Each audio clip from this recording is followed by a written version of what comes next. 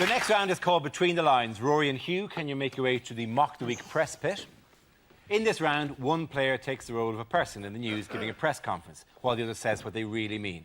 Rory, you're England football manager Sven-Göran Eriksson, talking about recent events. Well, hello, ladies and gentlemen. Hello, ladies.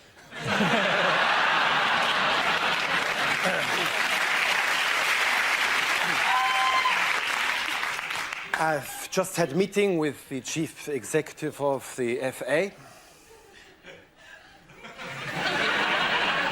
Well, he said he was from the FA.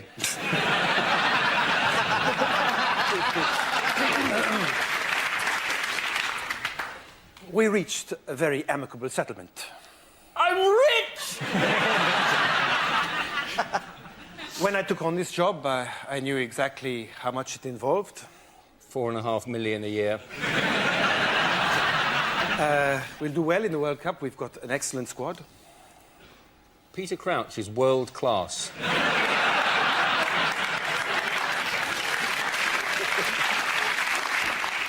I would like to reassure you that my mind is very much on the job.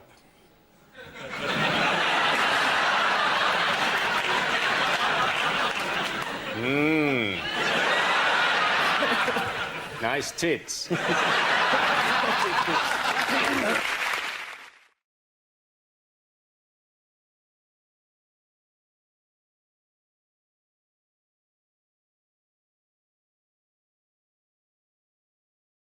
Discarded titles for the next Harry Potter book.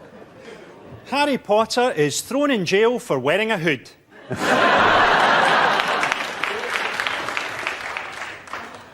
Harry Potter and the Wet Dream.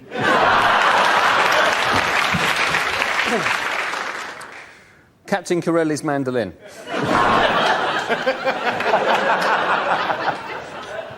Harry Potter and the Mudblood Prince in a Nazi uniform.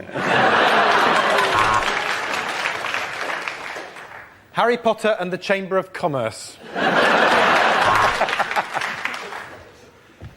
Harry Potter does Dallas. Red hot muggle on muggle action.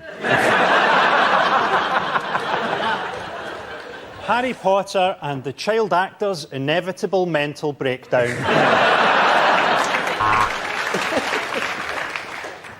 Harry Potter and the Prisoner of Abu Ghraib. Harry Potter and the two other kids who can't act.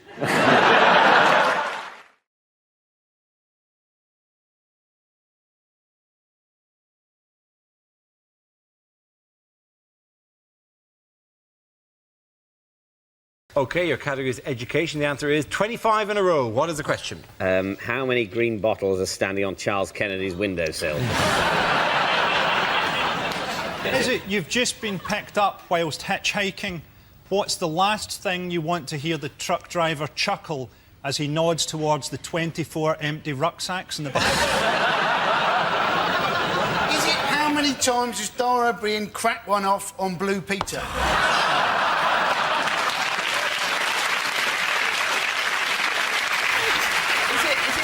It was unfair to draw her into a political battle. I was fucking having a session with the woman or something. Can a man not form an unnatural attachment to someone they've never met on the television without it resorting to masturbation jokes?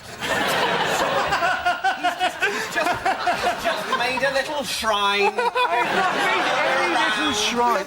And can I point out, stop writing Dara fancies Connie on a piece of paper.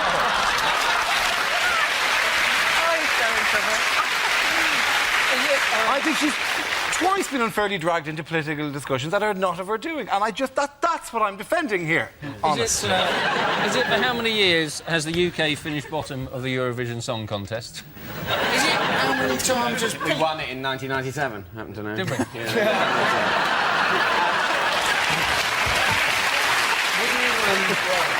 So, that shoots you down, my friend. Would you like to sing us that song, David?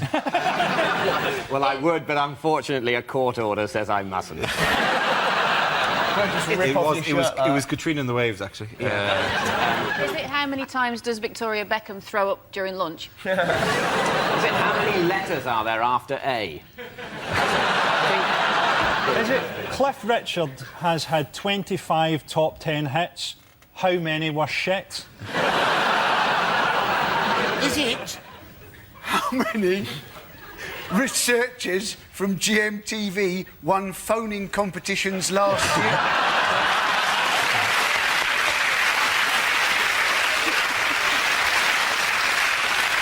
They're just very good on those questions. I'm going to steer you towards the correct answer. It is an education issue. Is it to do with GCSEs? It is to do... No, actually, no, it's through A-levels, actually. OK. The results are getting better every year, and they have been for the past 25 years. That's exactly right. Well done, Russell.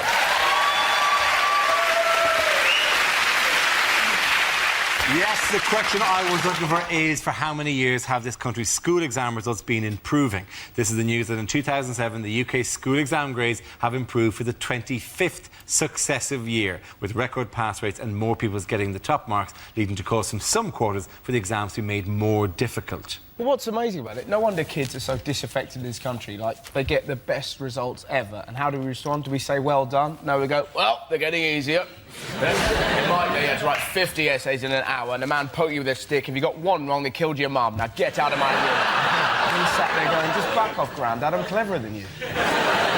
You do put young people in this country in a ridiculous catch-22, where all the coverage is about how stupid young people are, but you give them one chance to shine, and then they all work really hard and get A's, and then you tell them it's further proof that they're stupid. What this is a massive argument in favour of is a huge cut in funding for education. Rather than making the exams harder, let's just make the pupils stupider. That's a very good point. Clearly, too much money is going into education. You're educating them too much at this stage. People say that education's screwed, and then at this time of year it becomes clear that it's actually too good. Better than we need. The thing is, though, everyone gets to go to university now anyway, because everything is a university. It used to be you'd turn up to do a gig in a uni and you go, didn't this used to be a polytechnic? And now you turn up and you go, wasn't this an all-night garage? Wasn't this a swimming pool last year? There's a thing in Scotland this week where they've introduced philosophy for primary school children, who are already quite philosophical, having watched all their brothers and sisters die in a series of unrelated chip pan fires. Are girls still doing better than boys? Now, boys apparently are closing that gap. Yes, by only a tiny percentage. There will always be differences because boys want the tit and the girls want commitment. So there'll always be gaps. I always found at school the one thing I could never work out was how to get girls' bras undone. I just couldn't work out. And then eventually I realised that these girls were wearing a different type of bra from my gran.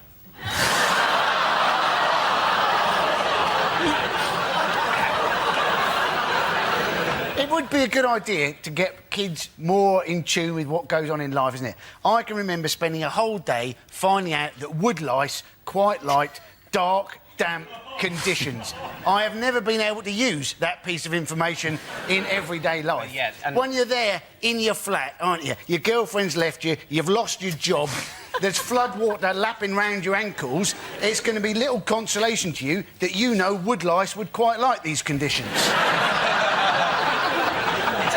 I swear for 5 or 6 years in a row they explain autumn to you every year during the autumn. And as far as I know, there are very few jobs that are based on the understanding of autumn. And also, isn't it something that happens anyway? It's not something you have to make a note of, otherwise the trees aren't going to shed their leaves. But they're just protecting you from the shock of it happening again. Oh no! The world is dying! Ah! We've told you about this, David. We've told you about this a number of times Every year you forget. Why are the trees naked? Isn't the whole thing with school, though, that it's never going to be as stimulating as life is now for children, because they've got, like, blockbuster movies and video games.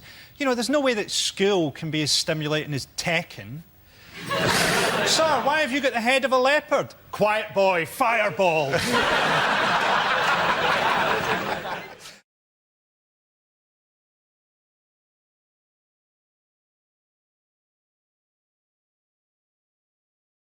OK, here we go.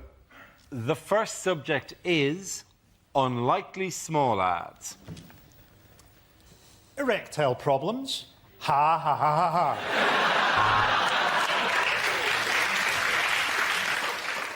Found DVD of Lost. Want to earn pounds, pounds, pounds? Yes, £3.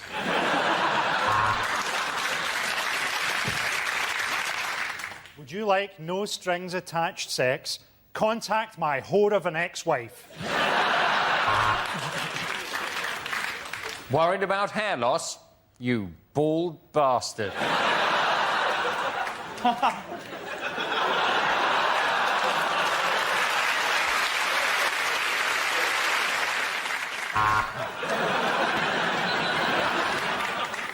Dog available to good home. Free prawn crackers with every delivery. Want to earn money at home? Become a prostitute. It's easy. Problems with your short-term memory? Can't remember what you've just read? Problems with your short-term memory? Room to let. No one has died in it. No one.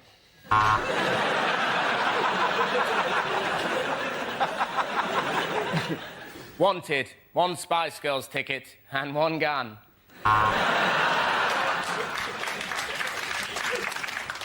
Bored, lonely, depressed. Meet like-minded people at salsa dancing.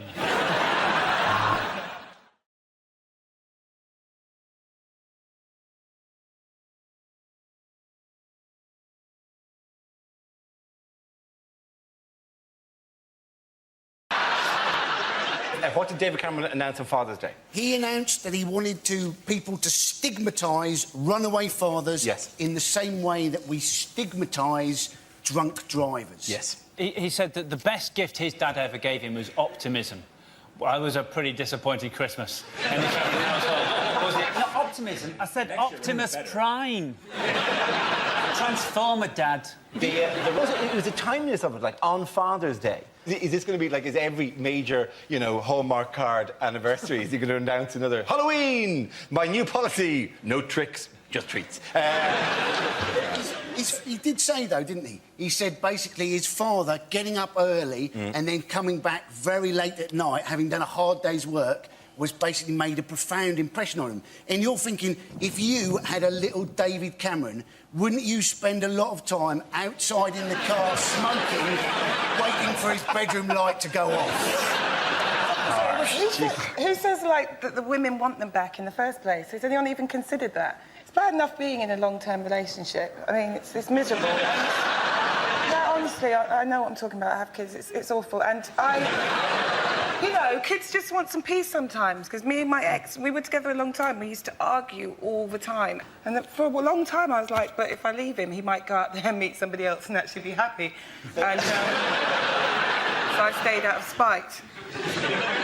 It was an unfair attack by David Cameron, really. I mean, he just stigmatised the whole group. Just because you father a child out of wedlock, you run away, take no responsibility for that child and never see them, does not mean that you're not Mayor of London. There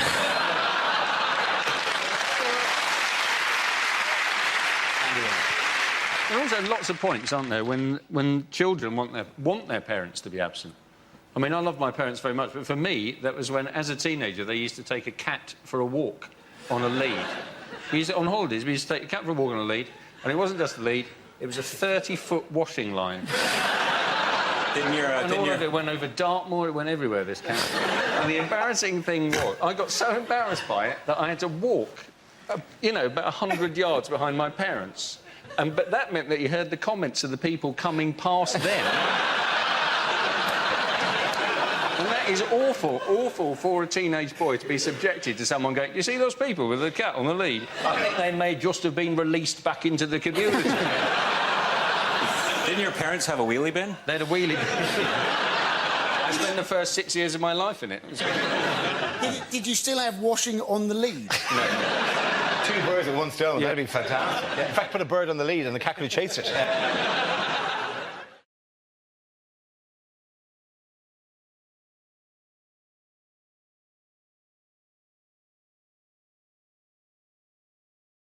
This next topic is bad ways for Gordon Brown to address the nation. You can take our lives, but you'll never take our freedom. This isn't my sporran. It's Hazel Blears asking for a promotion.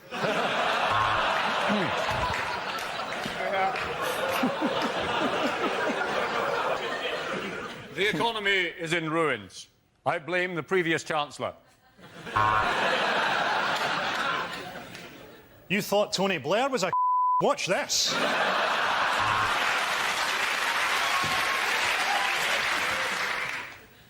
People of Britain, when I address you like this, did you know sometimes I get so excited a little bit of wee comes out? You might like Tony more, but you'll hate my wife less.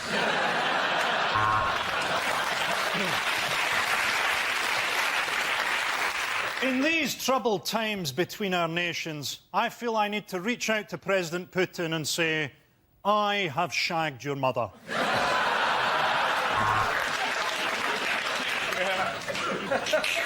It's time you learnt the truth, Earthling. Citizens of New Atlantis, I bring greetings from our brothers, the Crabmen.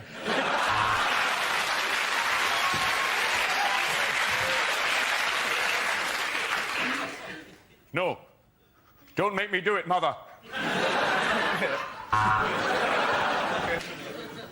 I'm G to the B, and this is how I roll. You got beef with me, you kiss my A-double-S hole. OK,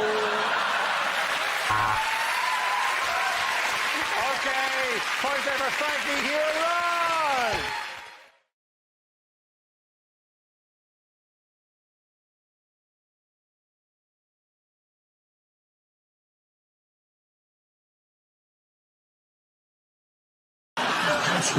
How did Farage upstage the new leader? What did he do? Oh, did he go swimming naked? He did go, yes. Well, pants on, skinny dipping, they've called it. Well, it's a very odd celebration, though, isn't it? To celebrate leaving Europe by stripping off and swimming towards it. Yeah. I think... Serious suggestion here. Oh, yeah. Hello, by the way. I realise I haven't said hello to you today. Hello, James. Good to see you. Hello, good to see you all. My main point... I would like to compliment you on managing to find a jumper. This is the exact same colour as your hair. Thank you. It's very good. And my shirt. And your shirt. I'm working on my skin. I'm hoping this suit I can just be completely in mustard and then hide in Coleman's. Not to seem, you know, churlish, but can we return to the topic at hand? Absolutely. Can you remember what the topic was? It is illegal to be naked in public. Oh, so he is did. it? Yeah, I mean, Oh, you can't so take all your clothes off. Yeah, and so. Yeah, it is, yeah. Actually, of course it is. I think people are really, Why did I for a second doubt that? I apologise. Like, is it? That's an interesting window on my views. What's wrong with you people? Just be relaxed. God's sake. Behind desks. They're just bodies. He really hasn't retired, has he? So he's been to America, hasn't he? And he's worked with Donald Trump, hasn't he? He has. He's appeared with Donald Trump. And in America, he's known as Mr. Brexit. Well, Which Trump sounds like a sort of 1970s men's clothes shop to me. Where do you get your shirt? Mr. Brexit. In Malaysia, Mr. Brexit means vagina. Did you know that? What new challenge is Theresa May facing? Oh, there's a group.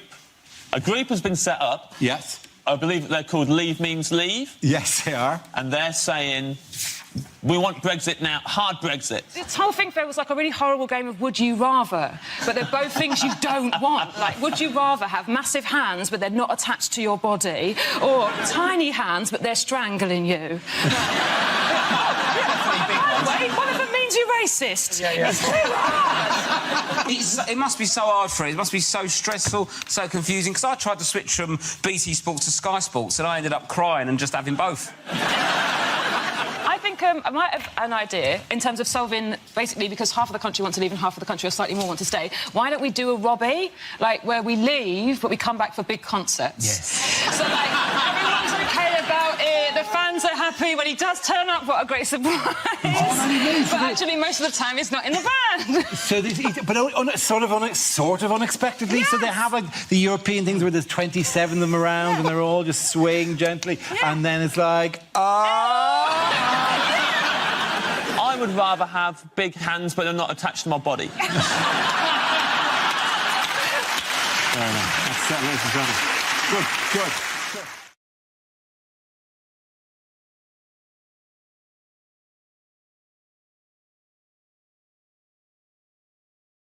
OK, the first subject tonight is unlikely lines to hear in an episode of Doctor Who. Between series, I paint the TARDIS red and sell coffee.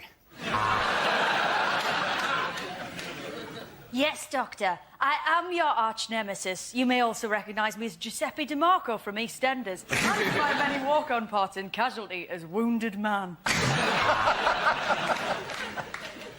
Looks like we've materialised in the 19th century. Oh no, it's Glasgow 2007. This is not a waste of time. You are a Time Lord. Have you ever given money to the Labour Party? I'm here to save the Earth, but as a doctor, I won't be working evenings or weekends. K9, stop humping the toaster. Welcome to my Dalek poetry reading. This one is called Daffodils. Exterminate daffodils!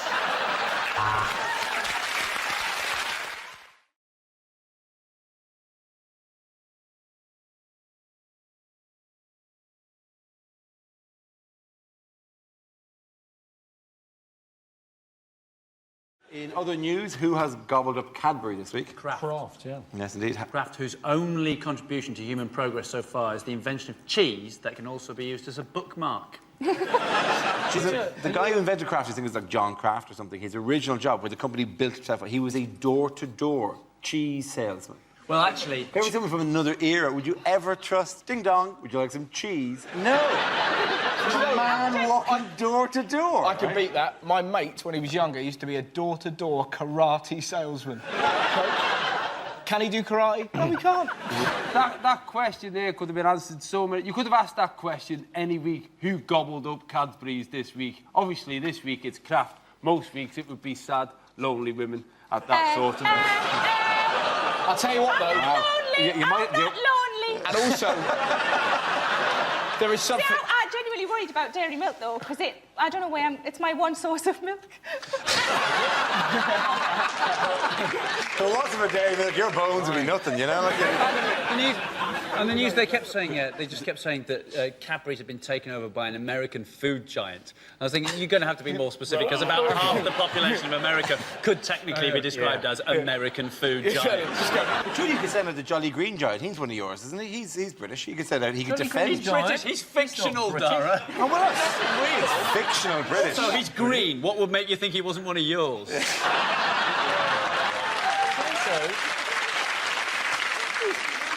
It was more the smugness of him, to be honest. It was more the... Oh. Green Giant. Fuck you prick. What would be great if when Cadbury shuts down, if just a load of Oompa Loompas come out of the gate like that. I was actually shown round the Cadbury's factory just south of Did Willy Wonka take you?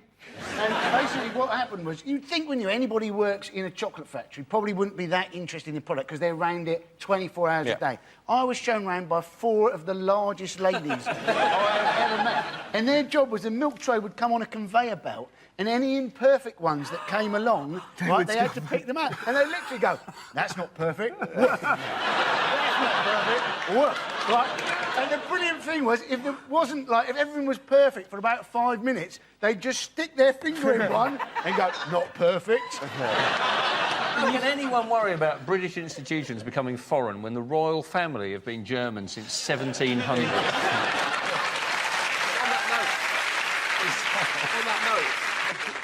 There's a guy called Ray Egan. Ray Egan is a retired policeman who stands outside British companies when they're about to be bought in order to protest it, actually, and stands like that, dresses up as John Bull, Kraft. What I love about it is the fact he goes, hey, and not just Kraft go to hell, but hey, so Kraft will turn, yeah? Go to hell. There was this big thing with all the phone debates when people were phoning up complaining, and it was a beautiful moment of radio. I don't know if anyone heard it, but there was a woman on the phone saying, it's terrible what they've done, it's terrible that we're allowing them to sell a British institution like Cadbury's. and the radio presenter, it was Jeremy Vine, he actually said, well, are you going to join the calls for a boycott of Cadbury's chocolate? She went, oh, I won't go that far. My sister bought me a box of 48 bars, the standard size bars of dairy milk for Christmas, and I think she thought it would be like one a day and it would last for ages, and I just opened it with a kitchen knife. I did think about putting them all out on the bed and like writhing around naked like an indecent proposal. Don't do that. Never mix They're sex hard. and chocolate. Women Really? tend to look like morph. OK, getting that round the point there with John and Andy.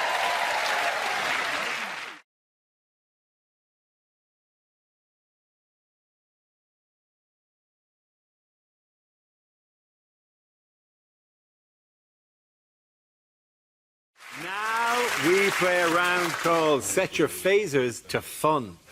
This game involves Hal and Gary, so if you could make your way to the performance area, please. This round is a stand-up challenge. I launched a wheel of news, and wherever it chooses to stop, one of our performers must step forward and talk about that subject. The winner is whoever I think is the funniest. OK, here we go. Let's spin the wheel. First subject is building. Who wants to come in on that? Hal Crutton.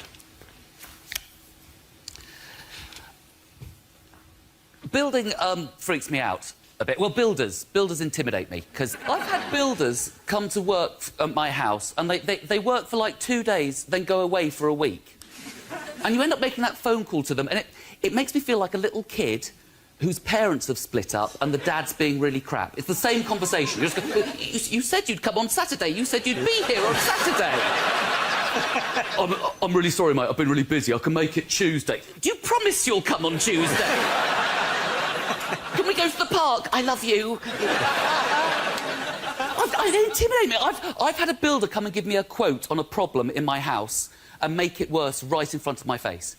Literally, feeling my wall, going, yeah, feel that damp, mate. That's chronic. That's soaking wet, yeah? All round there, that's soaking wet, yeah? I put a little knife in, yeah? Watch it crumble. Look at the plaster fall away from your wall. Look at the size of that hole in your wall. That hole wasn't there when you arrived. It's massive, isn't it, mate? It's massive. No other job does that. No other job diagnoses a problem by making it worse, do they? Nobody. You know, doctors don't go, I think you've got brittle bones, mate, I do, and then stamp on your leg, do they? See that, mate? Your leg was like a twig, yeah? I think you've got a dodgy heart as well. Boom! See, you're having a heart attack, you see? I actually tried to help this builder finish our kitchen, and he just stopped and went, mate, and I kind of jumped because I'd been momentarily transfixed by the beauty of the bubble and the spirit level. He just stopped. He said, seriously, mate, leave it. You don't know what you're doing. I'll finish it off. And that night I had a dream that I was making love to my wife. And he walked in and said, seriously, mate, leave it. You don't know what you're doing. I'll finish it off. Thank you very much, Hal Crutton. OK, it's Gary now, so let's see what topic you've got, Gary. Let's spin the wheel. Topic is childhood. As a child, I was made to walk the plank. We couldn't afford a dog. My 6-year-old refuses to eat anything other than alphabeti spaghetti. Luckily, he's dyslexic, so I just buy him normal spaghetti. Seems to work. Dad, these are all L's. Yeah, it's Welsh. I bought him some medicine for his ADHD. On the side of the bottle, it said concentrate. I thought if he could do that... I bought a really nice 12-year-old Scotch. Obviously, his parents weren't pleased. I hate people who complain about breastfeeding in public. I don't want to see it, or that's disgusting, or you can't do that, you're not a woman.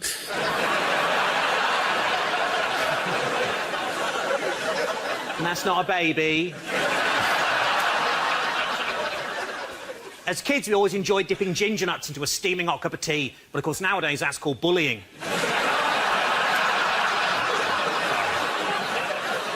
I shouldn't do that, by the way. Ginger jokes are the last vestiges of racism in comedy, and they started a ginger pride movement to stamp that shit out. They had a march in Hyde Park. Well, they were going to, but the sun came out.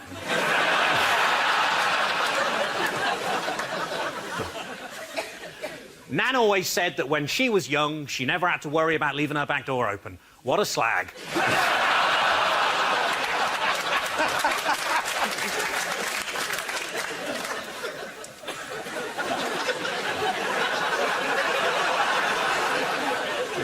I'm totally going to get in trouble with the family again. This is really not worth it. You got to look after your health as you get older. The other day I did a poo and noticed there was a little blood in it. I said, "Oi, bruv, get out my toilet, innit?"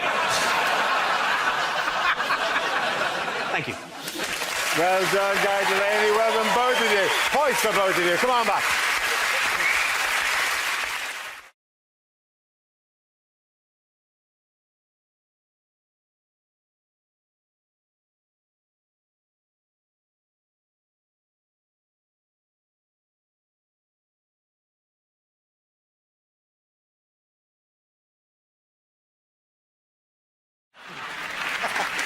It is to do with the visitor to London. Oh, it's the whale. It's the whale. It's the whale, yes. The actual answer... I've no sympathy for this whale. It died of dehydration. In a river. They're supposed to be nearly as intelligent as man, whales. And this whale died of dehydration. Well, to be fair, the whale didn't request being removed from the river. The whale probably, if asked, if consulted at any stage about one of the major health problems that you could face while being removed from the river, dehydration, he probably would...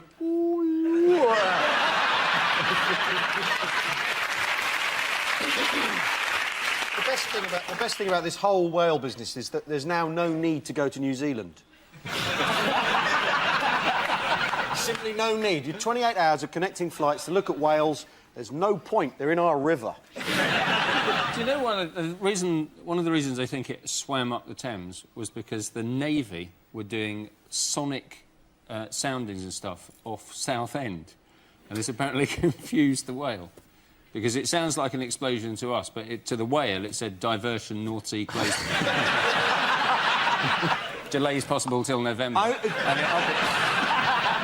was very impressed with the fact that I spoke to a number of people who said, well, it received all the coverage because we in Britain love animals. And you're kind of going, no, I think any country that had a whale swim into the middle of the capital city would have probably gone, a whale, that's a little bit unusual to ask. I don't think there's any country in the world that gone, the bloody, like an urban fox or something. The bloody whales are at the bins again. It was the same week, the whale came up the Thames, the same week as Ben Fogle and, James Cracknell rowed across the Atlantic. And the whale was probably thinking, look, if they're going to take my territory, I'm going to London and I'm going to present Cash in the Attic.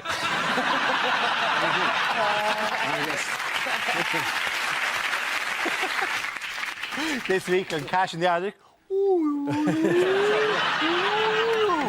Well, yes, it was my mother's originally. But we're hoping to raise money for a holiday in Australia. It was weird that they were thinking... One of the plans was to use whale song to lure the whale back out to sea. But we don't know what a whale song means. We have no idea. Anything by Dido will do. Yeah, exactly. As an emergency measure, they could have slowly moved Enya up the river from Kingston, playing her I think they should music, do that anyway. driving the whale. Let's do that anyway as a memorial to the whale's memory, Dara. Or let's make a memorial for the whale by putting it in the EastEnders title sequence. Is it not very selective as well that they gave the whale a name? That it was called Wally or Whaley? What was the mistake with the names? Well, because you give a whale a name, but you don't. When a dingo has eaten some children in Australia, you don't say. Well, you don't. Davy the dingo. Well, you generally give the name to anthropomorphise, to give to see that it reflects some great human qualities like bravery or getting whatever. lost. The whale. But eating small children isn't really the kind of thing you want to have. Oh, little Teddy the dingo, you're all full up now, aren't you? Exactly. The Sunday Times helpfully ran a map of the whale's route, which we can show here. That's the whale, which is, the river, basically. Just in case you're going, if I was going to Battersea from East London, I wouldn't have gone that way. Yeah. After the whale sadly died, some criticised the rescue operation. Let's face it, a whale needs to be winched onto the barge like it needs a hole in the head. I thought that was sweet, that particular one. To be fair, the whale only received the same treatment as any NHS patient, dying on the trolley 36 hours after first being seen.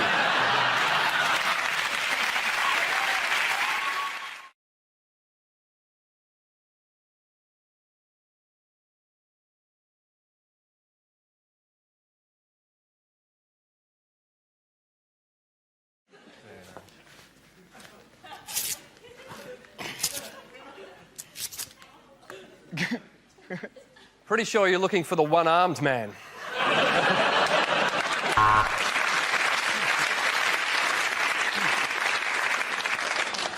To be honest, should we not wait for Adam to put his foot back? Yeah.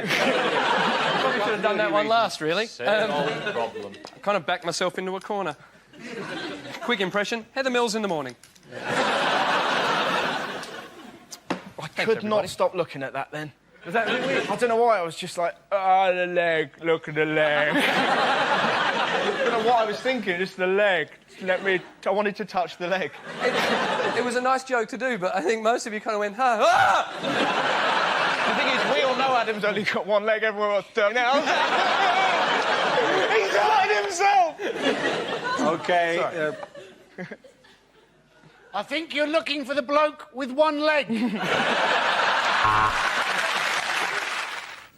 The Met Office have issued a weather warning. They've told the weather not to do that again or there'll be trouble. Temperatures could rise to 31 degrees. Shit, I've left my baby in the car! And finally, a warning to hay fever sufferers. Don't come sneezing near me or I'll rip your face off. So, here's the summary. Monday shite, Tuesday shite, Wednesday shite, Thursday bollocks.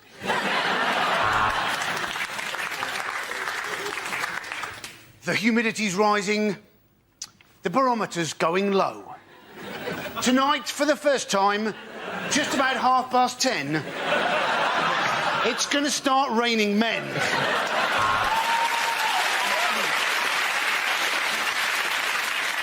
The outlook's bright for the weekend. I've got 3 grams of coke in my pocket and my wife's on holiday. Well, let's go to Carol on the roof of Television Centre. She's not meant to be there. She's just a bit depressed. This part of the country is going to stay hot and wet for quite some time because that's where my girlfriend lives. Oh, yeah. So, it's going to be between 17 and 21, but Berlusconi won't date older than that. It was raining cats and dogs last night. I should know. I was throwing them off my roof. It's going to be -12 this weekend, so if you're in Newcastle, you might need a bigger T-shirt. It's going to be cloudier tonight. I love those German birds. What do you care what the weather's going to be like? You look shit in all your clothes. She felt every part of his 8 inches. He was stiff, absolutely wretched, and even in her innocence, she knew her hamster was dead.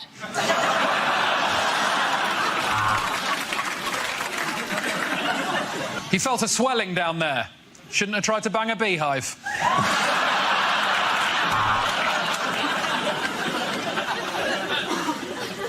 He took her hand in his and squeezed it. Now, he thought, I wonder where the rest of her body is.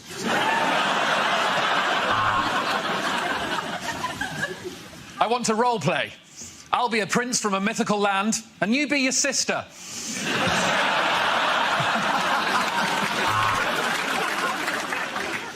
He looked at the tattoo of Chinese writing on her back. He didn't know what it meant, but he did know she'd put out on a first date. Jeremy Corbyn, you've got me blindfolded. What are you going to do now? Nothing. I just wanted to highlight the injustice of inmates detained at Camp X-Ray without a fair trial.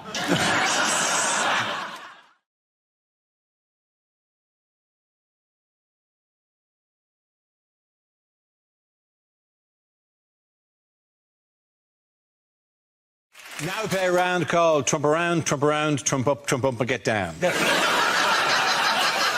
This game involves John and James. If you could make your way to the performance area, please. This round is a stand-up challenge. I launched a wheel of news, and whoever chooses to stop, one of our performers must step forward and talk about that subject. OK, here we go. Let's spin the wheel. And the topic is home life. Who wants to come in that?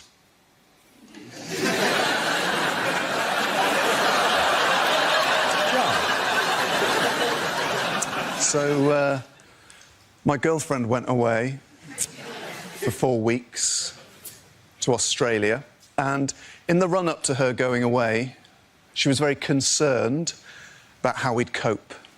I sort of less worried about that. I'll be honest with you, what I was mainly thinking in the run-up to my girlfriend going to Australia for 4 weeks was... Lads, down the pub! That's a pint glass, by the way. Turns out they've moved on. Their girlfriends aren't away, their kids exist. And my flat is now just turned into a blank, grief-walled cell of despair because I see it without my girlfriend in it for the first time. And so my mind just begins to fill with all the everyday things that lose their magic without her, because that's what I think love is. It's a domestic thing. The other day, she was emptying the bin, and I knew it was going to split because she doesn't buy heavy-duty bin bags because she doesn't listen to me. And she's lifting out the bin, and I can see the main sort of bulk of the refuse is staying there. Meanwhile, the bag itself is just stretching, getting clearer and clearer till it's little more than a shadow. And I think, well, that bag is going to split, but I can't tell her because I've learned. I hear this shrill cry. It's a sound that I've not heard my girlfriend make before, because I'm not much in the bedroom. And I thought, well, that bin bag split, hasn't it? Time to go and lighten the atmos with a few choice quips about why we use heavy-duty bin bags. John Robbins. OK, that leaves us with James. Let's see what your topic is. Let's spin the wheel. And the topic is cinema. Where you go? Speaking of the cinema, Sarah Pascoe's an idiot.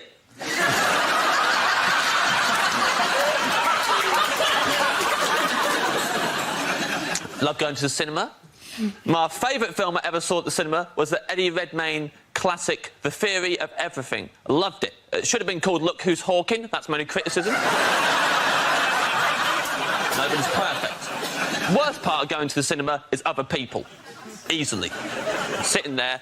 King of the Jerks is behind me. This really angry man. Had a go at me at one point because I was snacking. Get over yourself, Grandad. I'll do what I like. In his defence, I was eating a big bag of fortune cookies. Cracking them open, reading them out loud. It was disruptive. It was disruptive. End of this film, man behind me goes, ugh. That's 2 hours of my life I'm not getting back. I thought, oh, got some bad news for this guy. Every hour of your life. Now you're never getting back. They're gone forever. Time is not refundable. Death is the end. And I know that because 5 minutes earlier, I'd read it in a fortune cookie. Thank you very much, James A. Carter. And the points go to John Robbins.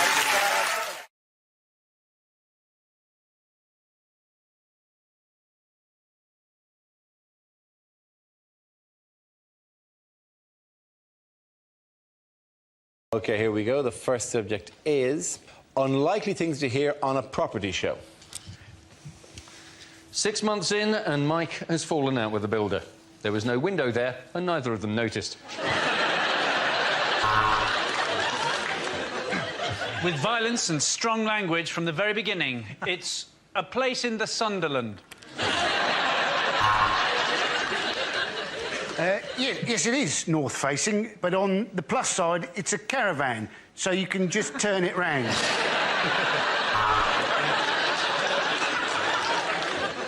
Get that fish out of here, it stinks. should never leave a place in the sun.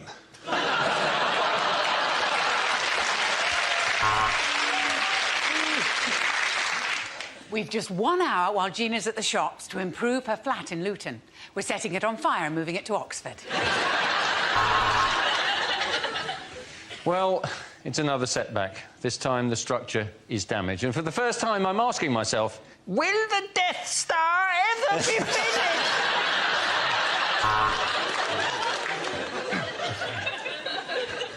And more information on how to get together a deposit for a house can be found in our free leaflet, When Will Nana Die?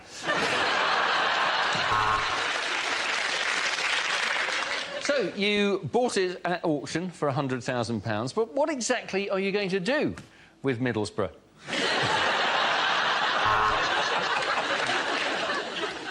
Well, what we've done is we've knocked the wall between the kitchen and the lounge down, and what that's done is killed all the people who were sitting in the lounge. The kitchen's done in a very modern style. We call it crack den.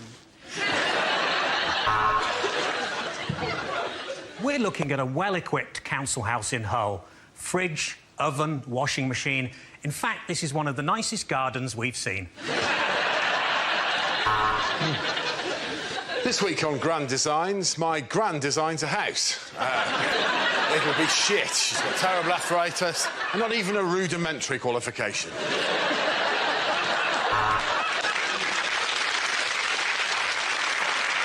3 coats of varnish and a new rug, and Brucey is ready for his next show. Welcome to the 74-hour-long obsessive-compulsive episode of How Clean Is Your House? Knock it down, tarmac it, fuck 'em.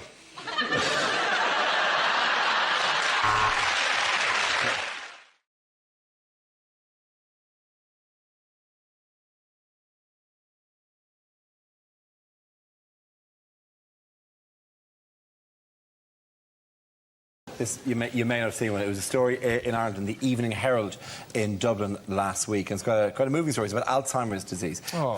It was, yeah. And the story basically was being a big head may be good for you. Scientists found that large-headed individuals with Alzheimer's have better memory and thinking skills than sufferers with small heads. All of which is quite interesting. You see, the next paragraph I found difficult to take. People with larger than average heads, like comedian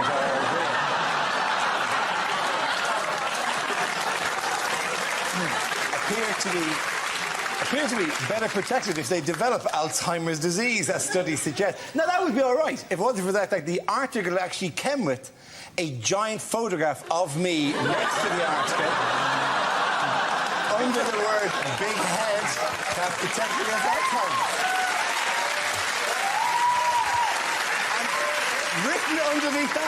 Written underneath that was extra large, : report is good news for Dara O'Brien. No, it's not. It's not good news, because I suddenly realised I've got a big head, apparently. What do you mean you've suddenly realised? Protect us from the Alzheimer's. Back in Canada, I did some modelling. It was for medical, it was for penile dysfunction. It was a before and after picture. This is true. I get what. I didn't model. I don't model for big heads. I don't regard myself as having a large head. I don't have difficulty buying hats. I don't have difficulty getting into jumpers. My head has caused me no... When did those 3 guys get here?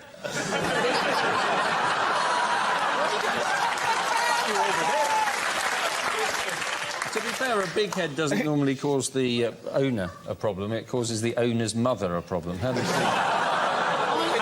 Have you ever seen Dara? It's smaller than my hips, for God's sake. Your head is smaller than your hips. What kind of shape are you? You're a peanut. Shakira. Of course my head is smaller than my hips. Dara, but it's... Is Dara, your look head at me. not smaller than your hips? No! Dara, look at me. Oh, you're weird. Yeah. Look at me. I'm going to take you to a hall of mirrors and show you how you should look. It's going to the kid from Mars. See, look at that. It's fine. Your head is absolutely enormous. In fact, on a normal-sized head, that would be a full head of hair. But the good thing is... Are you not staying in my house tonight? When Dara opens an umbrella, it's like one of them little cocktail ones. To put in context how big it is, Dara, it has its own gravitational field. It's pulled in an entire planet behind it.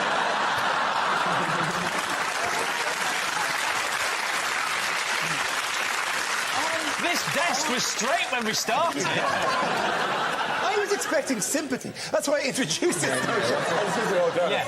What I did was I said something about... I revealed a weakness in front of 6 comedians, and I thought, there's a group that'll help me through this.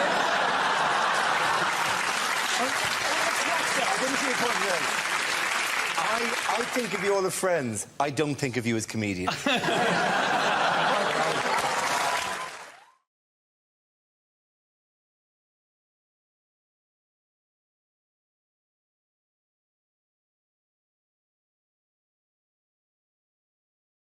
I launched the Wheel of News, and wherever it chooses to stop, one of our performers will step forward and talk about that subject. The winner is whoever I think is the funniest. OK, here we go. The first subject is... sport. Who wants to give me that? Any persons?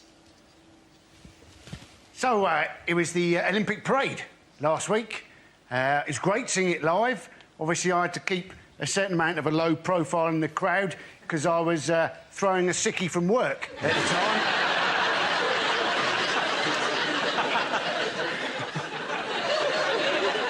But it was great. 21 buses driving through London at a steady 2 miles an hour. So very like a normal day in London, really. There was an embarrassing moment, though, when one of the conductors rang the bell on the bus and then got the shit kicked out of him by the blind football team. And I realised, actually, that I could get into any sport during the Olympics. The only sport I couldn't actually get into, dressage.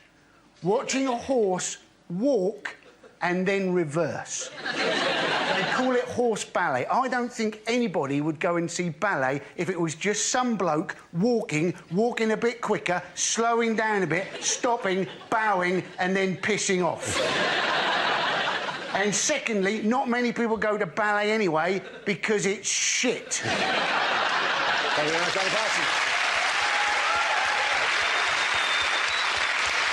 OK, let's see what the next subject is. And it's the internet. Who wants to come out? Joe. The internet. You know when you buy things on Amazon and they have recommendations? You know, like the person who purchased this also purchased this. I was thinking I would like to hack into Amazon and put up my own recommendations. So, like, the customer who purchased My Story by Danny Minogue also purchased a length of rope and a wobbly chair.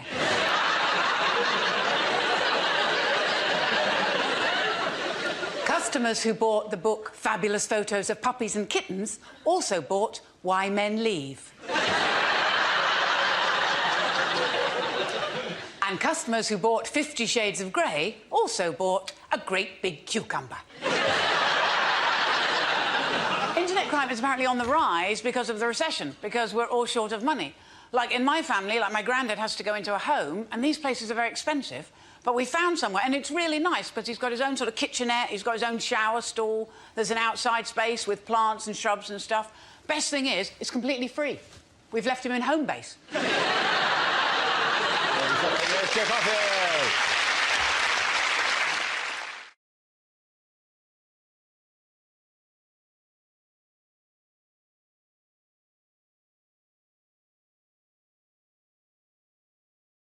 What has Boris Johnson splashed out on this week?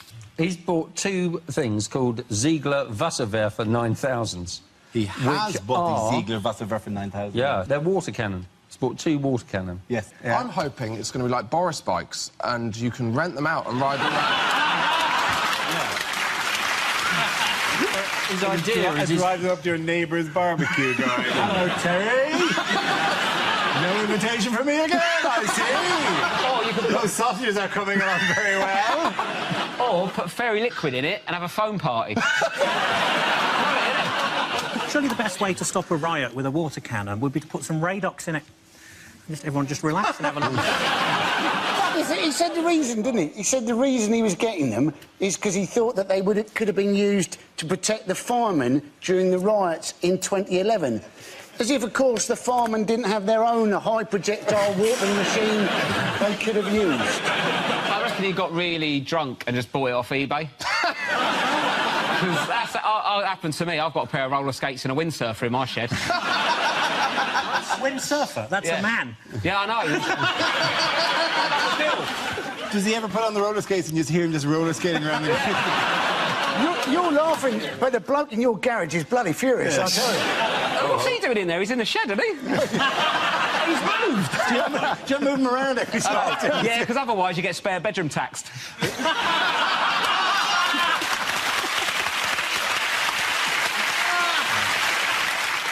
If Boris Johnson ever offers to show you his water cannon, say no. And Boris, if you're watching, I don't want your money, I just think you should see our kid.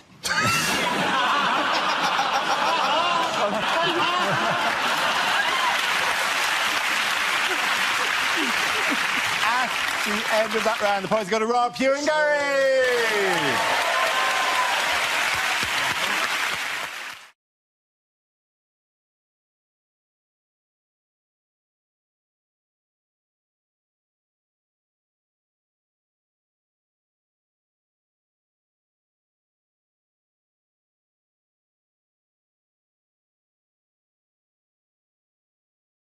This is the news that after just 12 days, the Tory party leadership race is over. Andrea Leadsom dramatically withdrew, paving the way for Theresa May to become Prime Minister. Did you follow the dramatic leadership race? Oh, yes. Oh, it's exciting, wasn't it? It was strange. This candidate appeared from nowhere, from almost nowhere, and has disappeared again almost as quickly. But history will long recall the name Angela Lansbury. There she is there. Writing some murder like she does before she runs for things. Why was Angela Lansbury such a controversial figure, though? Because she was actually Grayson Perry. She thought she would be a better Prime Minister than Theresa May because she had children. And effectively, the only people with children would care about the future of the world. And that people who didn't have children, like Jesus, for example, would be thinking, as soon as I'm gone, that's it. I don't care. As a childless woman, I would like to say that I think she actually has a point, because I couldn't give a shit, mate. As a childless woman, I just wake up at like 11 a.m, I just do some fracking. Then I go for some, like, a long lunch, have a bottle of wine. Do I recycle it? Do I heck? And then just sort of go home and try and devalue the pound. And then repeat, that's it. Do we know that she definitely has children, or is it just another lie? Is it a British thing for people to just come out of their front step to tell you things and then leave? Often. It's not even her house. It's not even her house. She was burgling that house. And then the police interrupted and she decided that was probably a point to drop out of the race. By the way, welcome to the country. And how are you finding it over here? Nobody told me that you guys have foxes just running the streets. I didn't know. I saw a fox for the first time and I was alarmed. And everyone was casual about it, and because I was like, that is not a dog. I said, I'm from Africa. You guys assume we have animals walking around. I haven't seen a fox in 10 years, and the last time I saw a fox, it was at a zoo. And also, you lied and you said it was summer. Welcome, my friend. Welcome. I was intrigued by the fact that Theresa May ran a campaign, a successful campaign to become Prime Minister by doing and saying nothing for about 6 weeks and just watching everyone else die. It was like the one that we've learned is how Theresa May plays Call of Duty, which is online. Theresa just finds a place to hide, holds up with the shotgun, lets the killing commence, pops out lurking, pam, pam, pam, gone, back in again. My big worry with Theresa May is that she might smile and it'll be winter forever. But the crazy thing about Theresa May is obviously that hardly anyone has voted for her. Like, I think it's 165 MPs have got her into power. Yeah. I think there are more members of the So Solid crew than have voted her into power. You weren't elected, were you, to this position, I Dara? wasn't. And yet, I stole it in a bloody coup. And Year would do it after again, year. my friend. People have disappeared from the show, Miles, and would again, for raising those exact kind of questions. Well, I'm just saying... Where's Frankie now? Where's Russell now? Gone. You will be dragged through the streets, Dara, and you will be dragged through the streets like Gaddafi. There were then they'll be laughing. Oh, there are 5 regulars on the show. How many regulars now? Just poor weak Hugh. Poor weak Hugh, who I own. Hugh will always give the correct answer when I ask him to, won't you, Hugh? Won't you, Hugh? Your shoes are almost polished. Thank you, Hugh. There you go.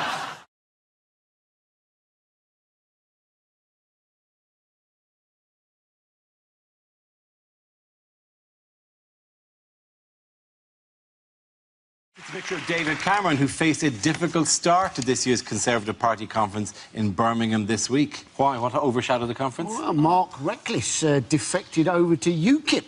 Indeed, and in some did. ways, it's quite a surprise, isn't it, that UKIP accepted a defection from another party, because they don't really like outsiders coming in taking their jobs.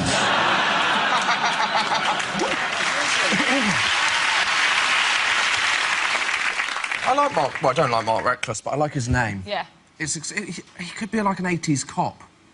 Like, I'd like to see a drama where Reckless is thrown off the case. That's what I'd like to see. And the other guy who's defected is called Carswell. So that's quite a good team, isn't it? Reckless and Carswell. Reckless You're and off the Carswell. case, Reckless. We're going to bring in Brian Irresponsible. Yeah, but prior to this, the thing that he was most famous for, Mark Reckless, wasn't it, was that he got too drunk in the House of Commons and was incapable of voting. He couldn't actually get out of the bar door, if you remember. He was trying to open the bar door to go and vote, and he kept on opening it on his own foot without realising that it was his own foot in the way. And you're guessing he's probably been trying to leave the Conservative Party for years.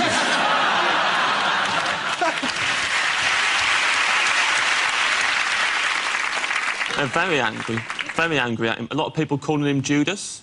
He hates that, 'cause that's an immigrant's name. The problem for all parties, though, when people defect, is you can defect whenever you want, right, to cause the maximum damage. But presumably you could get around that if you just had, like, you know, defection window, couldn't you? Like, you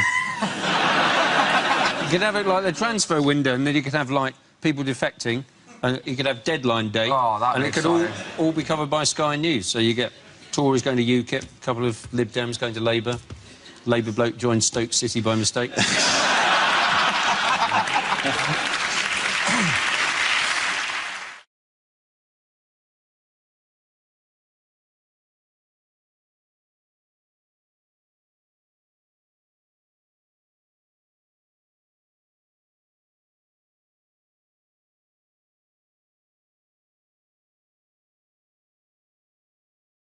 Things you wouldn't hear on a TV cookery show. Hi, I'm Nigella Lawson, and before I bake any cake, I like to chop my flour into lines. You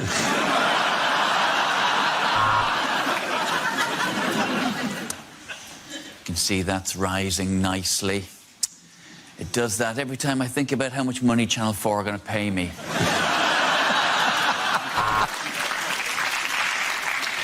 Hello and welcome to Can't Cook, Won't Cook. Today we won't be making anything. Goodbye. Coming up next on Saturday Kitchen, whatever we want, because we know you're too hungover to change the channel.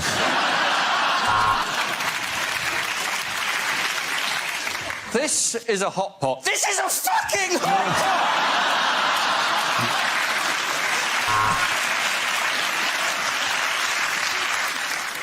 So, if you want to bone a chicken, what you need to do, take it on a couple of dates, and then invite it back, put on some romantic music, and let nature take its course.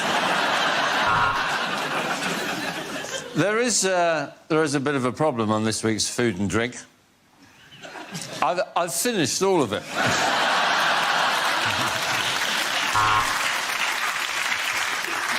This is a Thai chicken curry, or as I like to call it, hot Asian cock.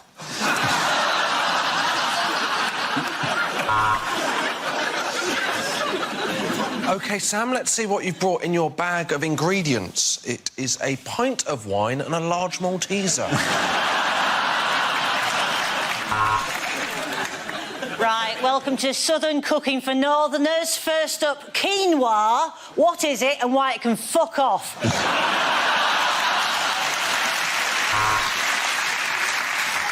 Well, if you're going to pop it in, don't forget to cover it first. I didn't, and that's why I'm making paternity payments. Hello, I'm Greg Wallace, and this series of MasterChef, we won't be using plates. We'll just be eating off my shiny, shiny head. Hello, it's Nigella Lawson here again. I'm just going to say the word spatchcock for no reason. Spatchcock. Anyone can make this. You can't, Beatrice. Sorry, you can't beat rice. Let's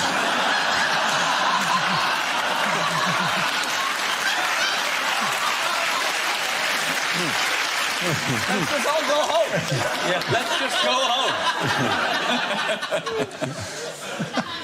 home. Welcome. Welcome to Great Indian Bake Off. I'm Paul Bollywood.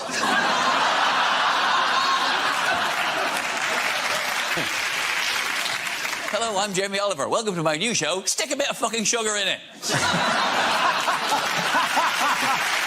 OK, at the end of that round, the points go to Nish, Zoe and Josh.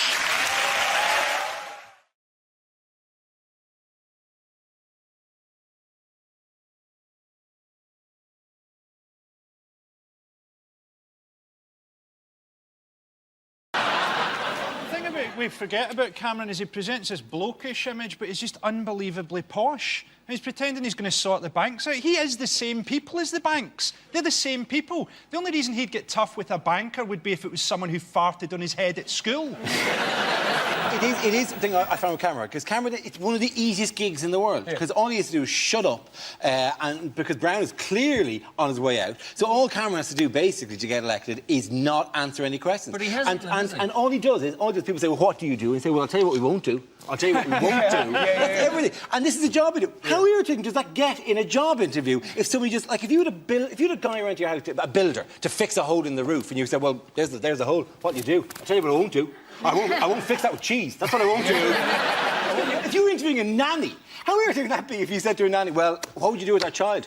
I'll tell you what I won't do. I won't tie the child to a wall and go in the piss with my mates. I won't do that. My favourite guy in the shadow cabinet is, the only one who's ever said anything, is Andrew Lansley, who came out, he's the Shadow Health Secretary, and he said people should enjoy the credit crunch because it'll allow them to spend more time with their families because they'll be unemployed.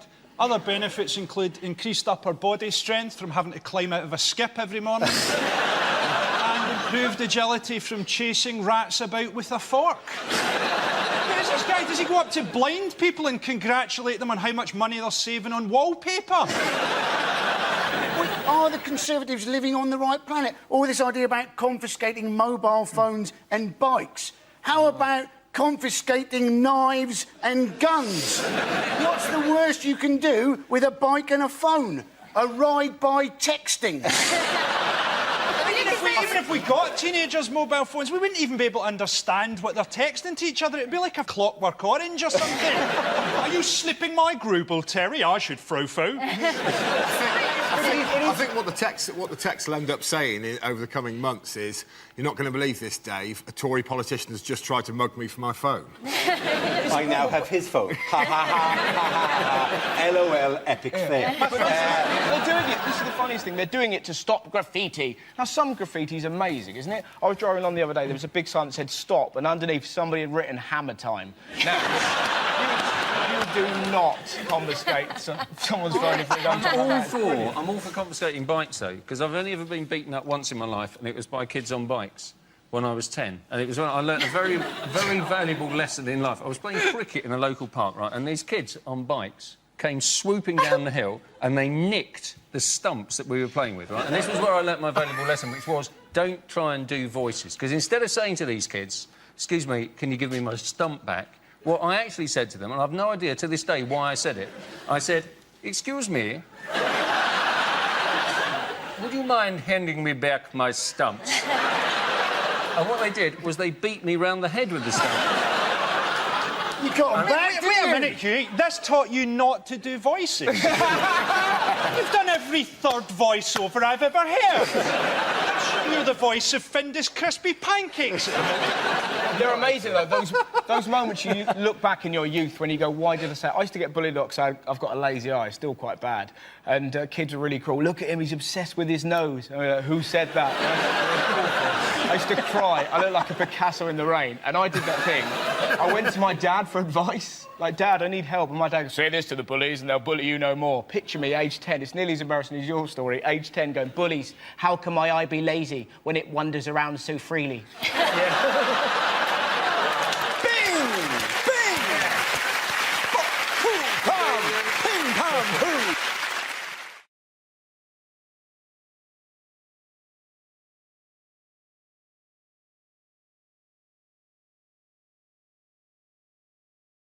OK, here we go. The first subject is things you wouldn't hear on a news programme.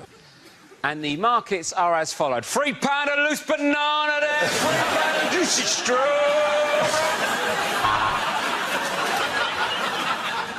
Well, he went in half an hour ago and he still hasn't come out, so I can only assume he's having a very big poo.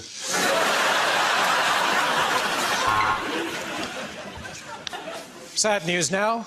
Wally has been found. His funeral's next week. No one knows where, but that's what he would have wanted.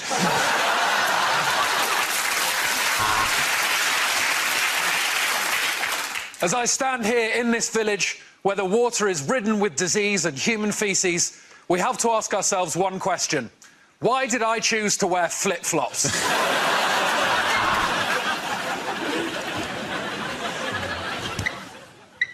Sorry, I just wanted to check something. I'm standing just a stone's throw from where the meeting is taking place. With thousands dead, there looks like no end to the bloodshed. I've been Holly Walsh for the BBC, reporting from Midsummer. Welcome to Fox News. The bastards have been through the bins again and shit on the drive.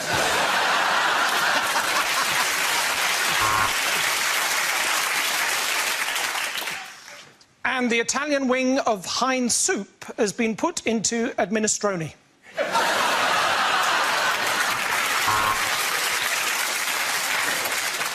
I'm on the scene where the search continues for the beloved pantomime star. What's that? He's where? The fighting here has been drawn out and bloody, but I have finally got my microphone back from that bastard at Sky News. We cross live now to the King's Road, where Jose Mourinho has no trousers or pants on and is telling the pigeons it's the referee's fault. And we've got Barry Chuckle on the scene of the crime. Barry, to you.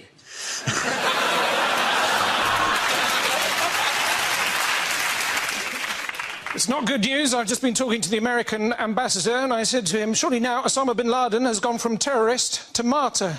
He said, we say tomato.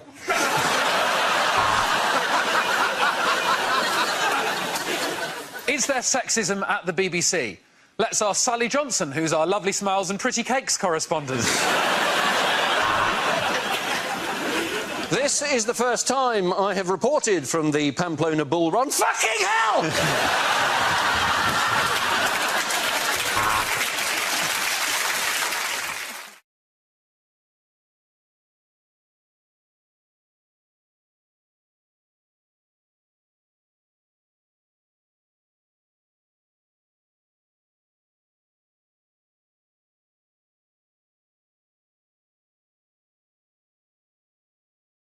Things you wouldn't hear on a property show.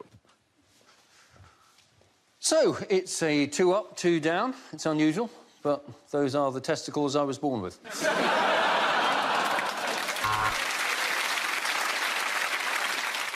Welcome to the show. We'll be looking at houses that have been designed by someone's nan. Yes, it's grand designs.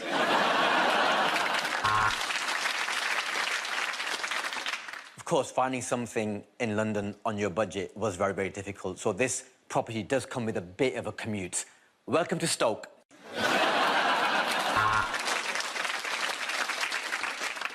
All property is theft. Good night. Bit mean, but we've put together a montage of first-time buyers being told about stamp duty for the first time.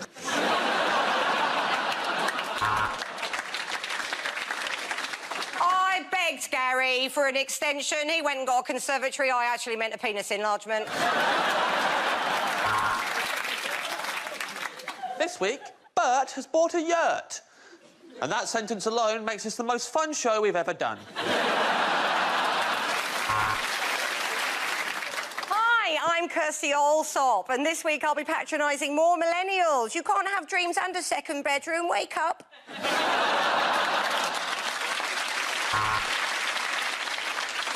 Well, this used to be a railway station, but there haven't been any trains here for nearly 40 years. It's Haywards Heath on Southern Railway.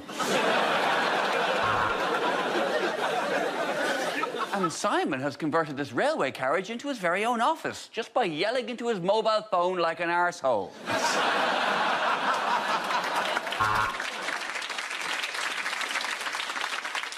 This house was built on an ancient burial ground, which is why the episode's been hosted by me, the ghost of a hunchback Victorian boy trying to explain fixed-rate mortgages. Now, this next property is about £50,000 over Philip and Susan's budget. Luckily, though, Philip's grandmother has just died.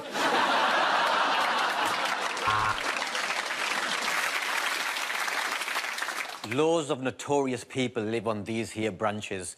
Piers Morgan, Katie Hopkins, Donald Trump. So, what? Escape to the country? No, this is escape to the...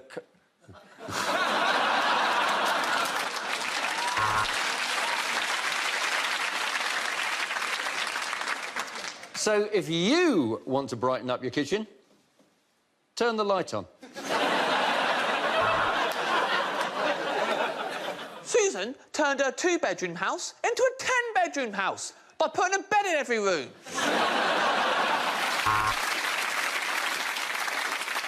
I'm Danny Dyer. Welcome to Let's Do This Gaff Up. Well, there you go. Immediately, you can see how much roomier it looks without the old lady and the oxygen cylinders.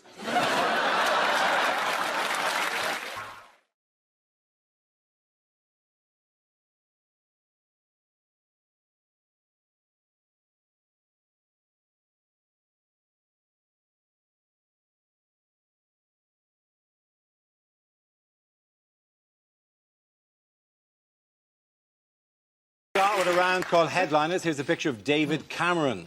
But what does CEPL stand for?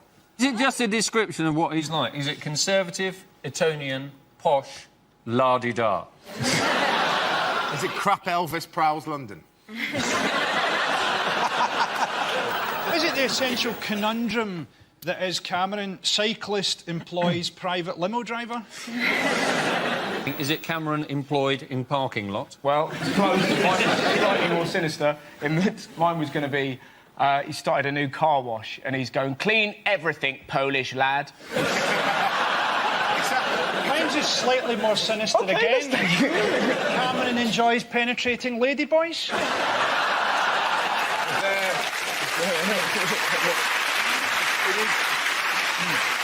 That is, you're right. Slightly more sinister than employing a Polish man to clean cars. Yeah. Is it Cameron 80% lizard? You put a mouse near him, straight away. So, would the tongue just come out there? Yes. Was he holding a fly on the end of his finger? John, I have to give you a clue. The C doesn't stand for Cameron. Conservatives. There we go. That's what the C stands for. Not particularly difficult. Enjoy. Pointing lots. No, not pointing lots. Conservatives extend penis length. Extend pole lead. Very good. Well done. Thank you very much, Judith. Yes, the answer I was looking for was Conservatives extend poll lead. This is news that David Cameron's party are now further ahead of Labour than at any point since the height of the economic crisis last September, increasing pressure on Gordon Brown. We've got to remember with this poll, right, it's just a survey. Surveys mean nothing. Right, the Liberal Democrats got 18%. Nick Clegg got 18%. Who is he? When he tells his mum he's coming round for tea, she looks him up on Wikipedia.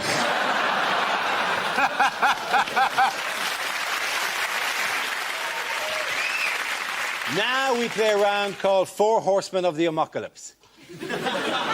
This game involves Lucy, Greg, Andy and Russell, so if you could make your way to the performance area, please. This is where we test our performance stand-up skills. We spin our news generator, it settles on a topic, and anyone can volunteer jokes about the chosen subject. The winners are the people I judge to produce the funniest stuff. That is just against nature.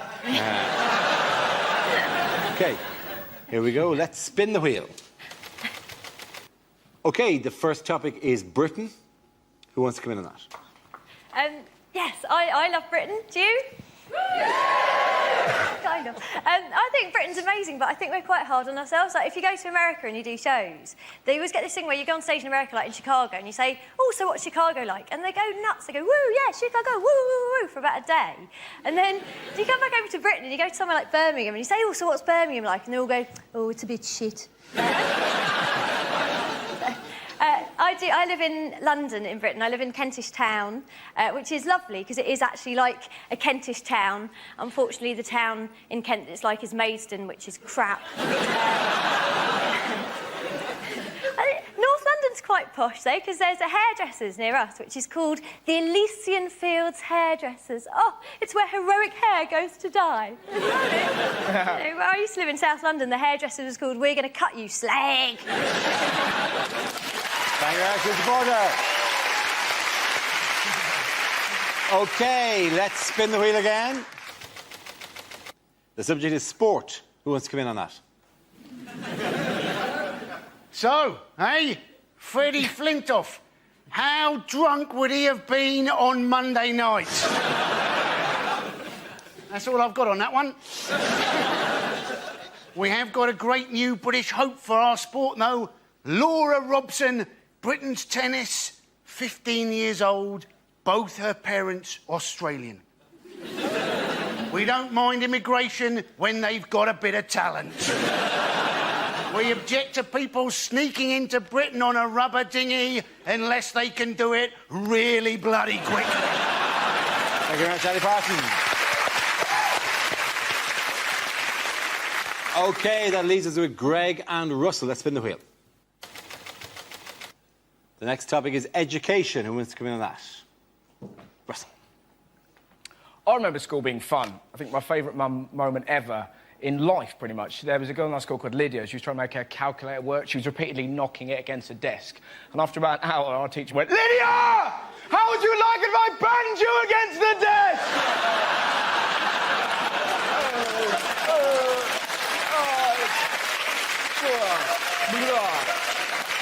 It's the greatest day of school. But now it's more sinister, isn't it? Like, they're now talking about teaching 5-year-olds sex education. Of course, people are very angry. It's disgusting! It's too much! Like, calm down. Not going to teach them technique. Right, this is how I like to do it, kids. That's right. Kids aren't going to run home, put dolls around a toy car and go, look, Mum, they're dogging, they're dogging. It's going to be some poor teacher trying to talk to 5-year-olds about love. Can you imagine a harder job? Hello, children. I'm here to teach you about love. Good luck with that, mate. I'm off to lick that tree. Thank you very much, Russell. OK, Greg, let's see what topic you've been left with. Let's spin the wheel. And the topic is the human body. I have to tell you that being a tall man in this country is tedious, ladies and gentlemen. Tedious, because in small towns throughout the country, there are a series of jokes prepared by the locals on our behalf. I'll be walking innocently into a local pub or down the street, and I'll get several jokes. One of the jokes might be this. Just to give you an example of the level we're talking about.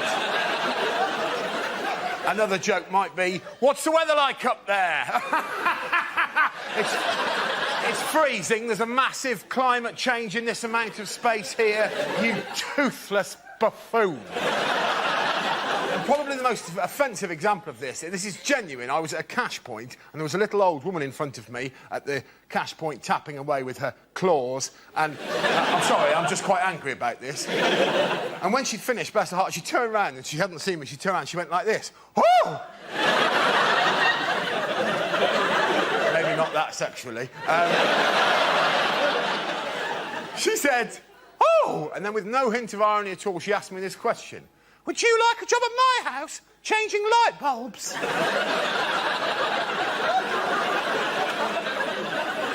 No. No, old woman. I have plans of my own. Now, get out of the way of the cash point. 20 minutes is long enough for you to have worked out that that's a Tesco club card. Thank you very much, Greg. At the end of that round, the points go to Greg and Lucy.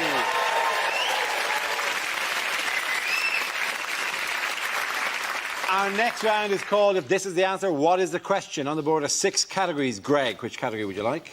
Science, please. OK, science is the category. The answer is 40 years. What's the question? What is the average waiting time at Glasgow A&E on a Friday night?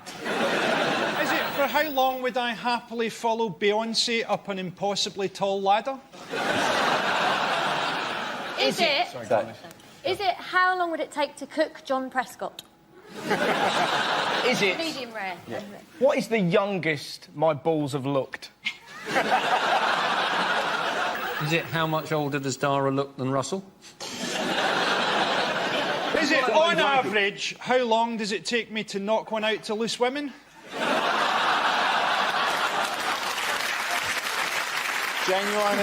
Genuinely, depends who's on the panel, I feel. That average can sway quite a lot. The day you were on it was fantastic. I'm doing it next week, and what I really don't want is to be thinking, oh, what's Frankie Ball doing right now? You'll be thinking... it's a safe bet, Lucy. To be honest, even if I'm not watching it, it's just that time of day. What duration did Michael Jackson's agent initially plan for his run at the O2 Arena? How long is it going to take me to raise the finance for my self-penned disaster porno film, 6911?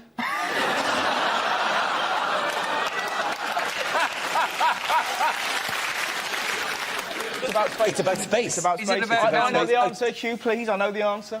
Is it for how many years has Buzz Aldrin looked in the mirror and gone, it should have been me? That is essentially the answer. Do you want to give the answer slightly more? It's 40 years since we landed on the moon. Very good. Well done, Russell. Thank you very much.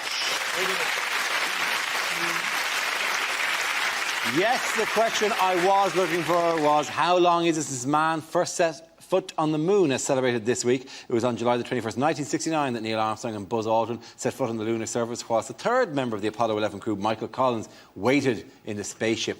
Collins later said he was sweating like a nervous bride. It's such an interesting fact because, like, we've only really... A lot of the population just found out that there was a third guy. You're like, oh, really? Oh, cool.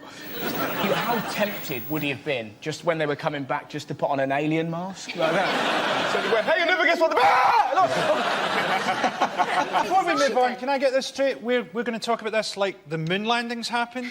Yes, we're presuming for the sake of this establishing that the moon has actually happened. In 1969, right, they took off and went, oh, let's point it at the moon. Let's land on the moon. Oh, there's the moon. Oh, time's up. Let's take off from the moon. Go back to Earth. Let's point it. We don't want to miss Earth. NASA can't launch a rocket from here without blowing it up. Their next mission is called Operation Space Grave. We, as a culture, do not have the ability to get to the moon. We don't have the ability to get a Saturday show right for Graham Norton. What else are we going to be talking about? We're going to be talking about Aslan's birthday, are we? Mrs. Tiggy Winkle having a wedding anniversary. It didn't fucking happen. It did happen. There was a faked moon landing, but you are confusing it with the one by Wallace and Gromit. The current theory is that what they want to do is try and make a stopping-off station on the moon so as they can get to Mars. And that sounds to me rather like a Ryanair flight, isn't it? Oh, yes, we're flying to Mars, we actually land on the moon, and there'll be a bus service from there. Doesn't going to the moon and going to Mars seem a bit pointless now that we've invented Photoshop? Hey, there's a man on Mars and it's Bruce Lee. They've actually found that, though, they've got a little bit of Mars back, haven't they? And they've actually found that there is life on Mars in the form of bacteria.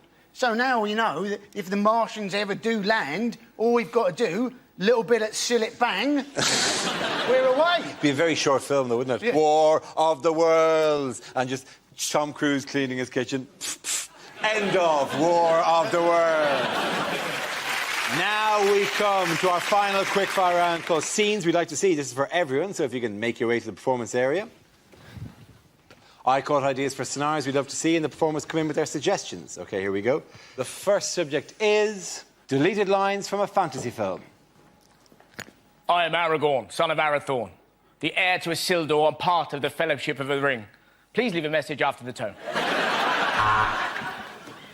Ron had been suffering from swine flu and people were avoiding him. Luckily, he was ginger and he was used to it. I don't know why you're so upset, Harry. The original Dumbledore died 3 films ago and no one gave a shit. Did you find Narnia in the wardrobe? No, Edmund. We found your porn stash. My friends, we will never hear the word Mordor again. Taggart has been cancelled. No, Harry, it's not a 5-headed dog. It's girls allowed. Me. I am Aslan, formed by the merger of Asda and Matalan.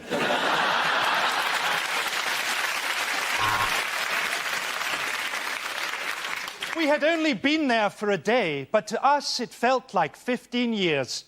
That's Birmingham. Did you honestly think I could be defeated by someone younger? I am Arlene Phillips!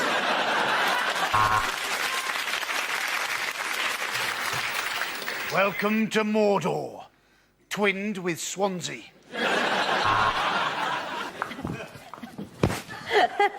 This will never work, Frodo.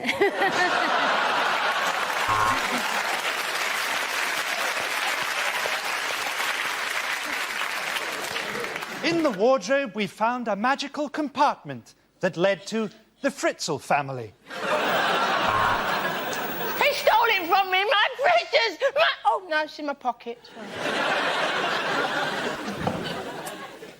You all right, John? How's it going, all right? Yeah. How's the kids? All right? See you later.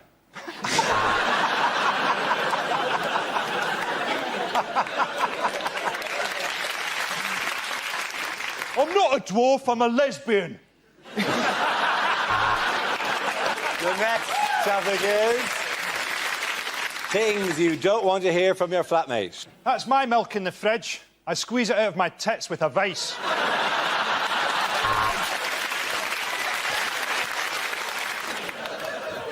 No, we can't share the electricity bill. I've got a phone charger and a laptop, and you're on a life support machine.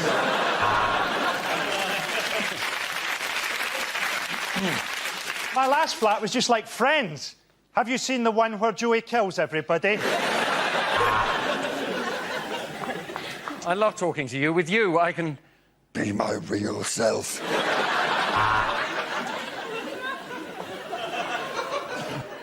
There's just 2 of us. Well, 3 if you count God. I'd give it 10 minutes in the toilet if I were you. That one could talk. Well, if you don't think I'm a nosy bastard, why did you write that in your diary?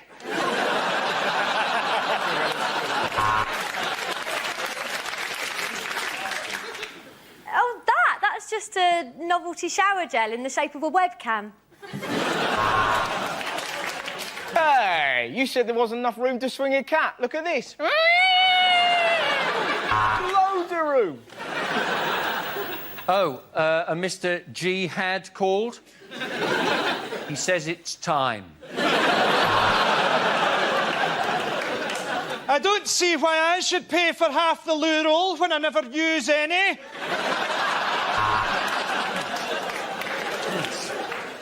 I tell you what, that Hoover is powerful.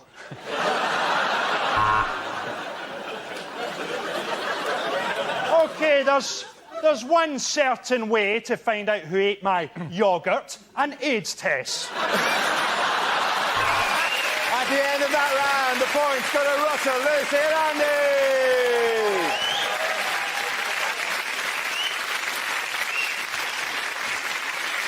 And that's the end of the show. This week's winners are Andy Parsons, Lucy Porter and Russell Howard. Commiserations to Frankie Boyle, Hugh James and Greg Davis. Thank you for watching. I'm Dara Breen. Good night.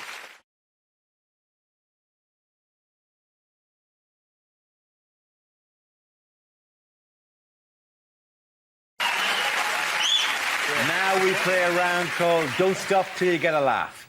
This game involves Frank, Andy, Frankie and Russell. So if you could make your way to the performance area, please. This is where we test our performers' stand-up skills. We spin our news generator, it settles on a topic, and anyone can volunteer jokes about the chosen subject. The winners are the people I judge who produce the funniest stuff, OK? Here we go. Let's spin the wheel. First topic is parenting. Who wants to come in on that? Andy Parsons. Getting quick. You may have seen that there was a woman gave birth recently who was 72 years old. That's not right, is it? You don't want to be a kid struggling to walk to find out your mum's in exactly the same state. But in this country, it's been more, isn't it? The young people who've been giving birth. Alfie Patton, supposedly a dad at 13 years old. And then they were saying, oh, no, he's not the dad, some people. I don't know what's going to happen to Alfie now. Maybe he's going to have to join Fathers for Justice. Hey, he's probably got a superhero costume, hasn't he? Thank you very much, Andy. OK, let's spin the wheel again. Subject is history. Who wants to come in on that? Frank. Let's do it. Yes, history. I think it's important not to trust history. Don't take things for granted. I watched that film, The Elephant Man, recently, and it suddenly struck me after all these years that the Elephant Man doesn't actually look like an elephant. He doesn't. The Elephant Man doesn't look like an elephant. If anything, he looks like fresh ginger. Now, obviously, if you're putting up posters trying to sell a freak show, you can't say, coming soon, the Ginger Man. Or people are going to think, OK, they're not the best-looking people in the world, but I'm not paying to see one. Now, you can edit history now, right? They've brought it... Scientists have found out which part of the brain contains your bad memories, and they have developed a drug, you must have read about this, that can actually erase bad memories. It's what Ronnie Wood's 20-year-old girlfriend calls the morning after pill. Thank you very much, Frank.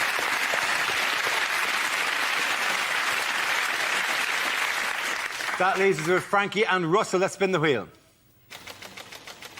Next topic is Britain's Got Talent. Frankie.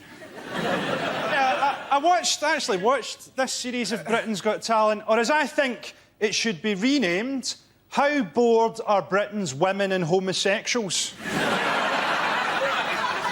Susan Boyle, to me, looks like Gordon Brown playing Mrs. Doubtfire.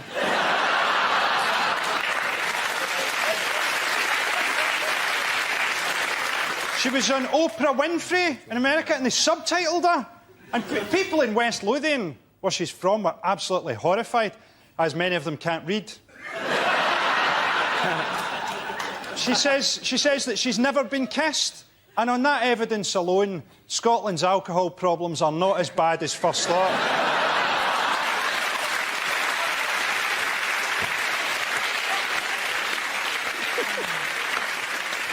OK, let's see what Russell's been left with. Let's spin the wheel. OK, the topic is human behaviour. Some things you can't help doing. Do you find this? Like, if you get a cold can of Diet Coke, it's not enough for you to go, that is freezing. You have to find somebody you love and put it on their face. You can't... You don't do that with any other food. This soup's boiling in your eyes! But For some reason, you become a fizzy torch. All right, Mum, Fanta, to the knee! We're all fairly peculiar. Sometimes you think weird thoughts. I was in Tesco the other day. I was offered a bag for life, and I found myself going, I can't commit to that. You know? I don't know what bags are going to be like in the future. I feel like a tool if I got a plastic one in 2024. People go, I've got a new bag. It packs itself and speaks Spanish. Piece of shit. What can you do? I can suffocate a child. That's all you're good for. He can speak Spanish. I can hurt your hands on long journeys. Well done, Russell. Points there go to Andy and Russell.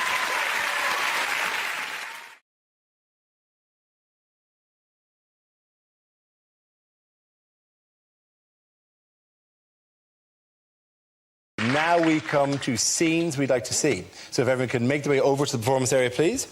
I'll read out this week's topics and then we'll see what our panelists can come up with. OK, here we go. The first subject is unlikely things to hear in a police station. Here, Sarge, the microwave's broken again. Taser that meat pie for me, will you?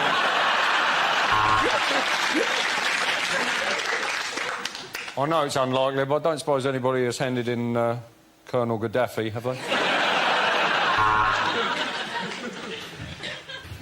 I noticed the burglar making his escape. At this moment, I cursed the police cutbacks and gave chase, shouting, Nina, Nina, Nina. All units, be on the lookout for a purple Renault Clio. Registration number, Saffron Doily 22, Bongella Chrysanthemum. Hiya!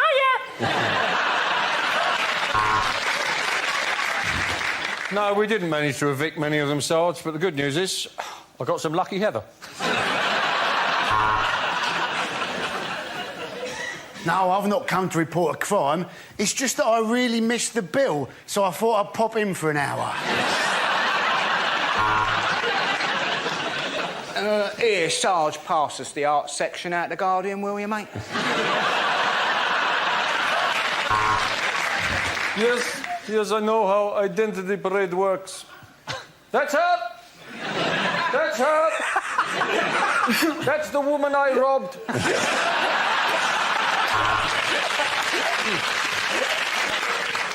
Right, listen up. We've got a new man starting. He's half man, half horse. It's Inspector Morse.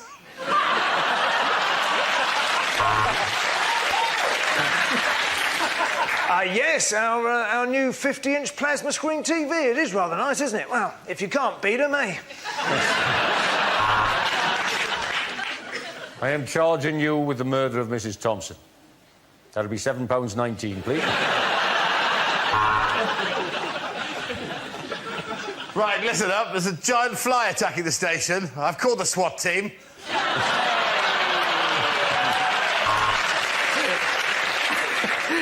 Thank God you've arrived, officer. Some bloke just jumped into the boot of my car and shot himself 14 times. Yeah, we got the tox report back. Turns out they go straight after the ticks. I was about to arrest her, Sarge, but to be honest, my bottle went because she shouted out, "I put a curse upon you! Okay.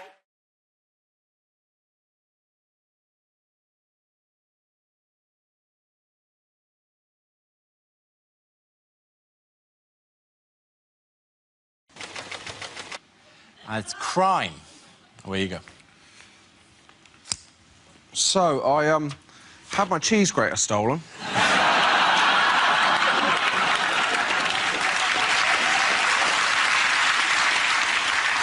I got burgled, not for the cheese grater. When you get burgled, everyone says the same thing to you. Oh, tell you what the worst thing about being burgled is? It's knowing that a stranger's been through your things. You go, no. It's not the worst thing about being burgled, is knowing a stranger has my things. If they had just been browsing, I wouldn't have given a shit. Offer me two options. One, come home, my laptop is gone. Or two, come home, find a stranger in my room. Going, well, I like this T-shirt, but, have you got it in a large? I phoned my dad and said I've been burgled. He said, we know why you've been burgled and we haven't. It's because we're in the neighbourhood watch. I said, no, it isn't. It's because you live in Devon. A small village in the middle of nothing, but mile upon mile of moorland. I mean, no one's going to burgle you, because whatever they took, it wouldn't cover their petrol money. From what I can tell, the only proactive thing the Neighbourhood Watch does is once a month they have a meeting. All that does, it tells burglars for one night out of every 30. All houses are empty and unwatched. There's this paranoia about crime back in Devon, where I'm from. Went back recently, went into the local co-op, and it's a tiny co-op in a tiny village. But I went up to the desk, and there was a sign that said, did you know we now do legal advice? And obviously my first reaction was, no. And to be honest, I was pleasantly surprised he did sugar puffs. So... Why is the co-op now doing legal advice? Just too many people coming in going, I'll have 10 silk cut, a Viennetta, and I've killed a man. Well done, very good. Well done, you.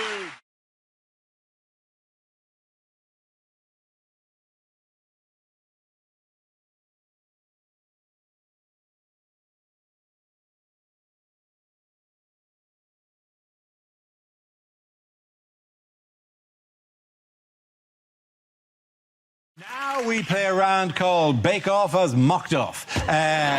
This game involves Ivo Graham and Ed Gamble, so if you could make your way to the performance area, please. This round is a stand-up challenge. I launched a wheel of news, and whoever chooses to stop one of our performers must step forward and talk about that subject. OK, here we go. Let's spin the wheel, please. And the topic is technology. Ivo. I think our generation were a bit of a crossover generation when it came to modern technology. So, for example, I had access to computers as a teenager at my school, but not proper video games. So the video games that I played as a teenager were the ones that came free with the computers. Whew. And let me tell you what a rock and roll mid-noughties existence that was. Those long afternoons on my own spent playing Minesweeper, playing pinball, and trying to scroll down all the way to the bottom of Microsoft Excel. Not strictly a video game, but when you're lonely enough, still feels like an achievement. And I'm proud to stand here now and boast in front of you all that I've completed Excel and lived to tell the tale. I've gone where few mortals dare to tread, all the way down, all the way right. Written my name in that bottom right-hand Excel cell. I won't tell you what that cell is called, 'cause it would blow your minds. Spent a joyous moment just hovering over Control-P, and just imagining the carnage. Did I have the balls? The sheer granite testes to print off the entirety of Excel on the school paper supply. I didn't in the end, but the thought experiment was enough alone. Then in my last year, we got a games console, our first group video game, Mario Kart. If you're not familiar with it, it's the greatest video game and thing of all time. Since tried intercourse, still prefer Mario Kart. Mario Kart, you're actively encouraged to finish first. And if you do, there's no shame. Well done, Ivo Graham. OK, that leaves us with Ed. Let's see what you've been left with. Let's spin the wheel. And the topic is relationships. There you go. I am in a serious relationship. That's what she makes me say. Serious. I'm in a serious relationship. This is my partner. Sounds like you're in a law firm, is what it sounds like. Serious relationship. Sounds like a disease. How's your relationship? I'm sorry to say it's serious. I'm not in a serious relationship. I'm in a silly relationship. You tell me if you think this sounds like a serious relationship. The other day, me and my girlfriend were having a discussion about the Beatles. At some point during that discussion, she forgot George Harrison's name. Now, she previously knew George Harrison's name, but her brain did something to her that all of our brains do to us now and again. It just deleted a fact for no reason. And it panics you when that happens. You think, am I going mad? Am I going senile? You go on a spiral of panic and worry, and I could see she was worried. And any good boyfriend in that situation would have told her George Harrison's name, and I am a good boyfriend. But I am a better comedian. So what I chose to do in that situation was write down every guess that she took at George Harrison's name. I have memorised them, and I'm now going to recite them to you, the good people of Mock the Week. Here we go. Guess number one. John, Paul, Ringo. John. There it is. She thought there might have been 2 Johns in the Beatles. Maybe the Beatles were a double John band. And as if we'd remember them in that order, we wouldn't go John, Paul, Ringo, John. We wouldn't bookend it with Johns. It would be John, John, Paul, Ringo, John, John, or Paul, Ringo and the Johns. She knew that was wrong immediately. I squawked in her face. Guess number 2. John, Paul, Ringo, Joseph. Hello, Joseph. What are you doing in there? I didn't realise the Beatles were a nativity-themed band. 3 guys with 60s hairdos, 1 child with a tea towel tied to his head. Again, she knew it was wrong. I was on the floor already. Then her brain gave her a little free pass, gave her a clue, gave her the surname. Thank you, brain. John, Paul, Ringo, Tony Harrison. Oh, Tony, you're not part of this conversation. Please remove yourself from the vicinity immediately. I said, you're half right. You're half right. I promise you, her next guess was Harrison Ford. Thank you very much. Bravo, very good. Get that round. The points go to Ed Gamble.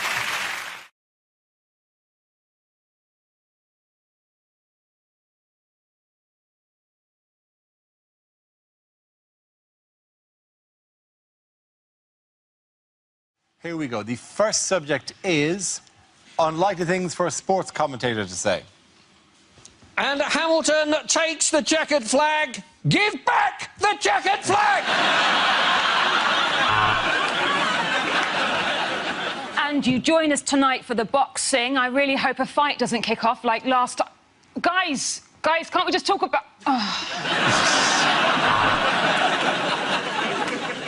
Welcome to Under-16s badminton, where the players are still laughing at the word shuttlecock.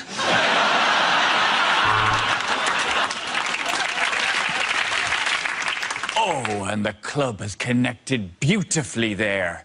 But according to World Boxing Federation rules, that's an instant disqualification. And Switzerland takes the gold and hangs on to it even after the Second World War is after.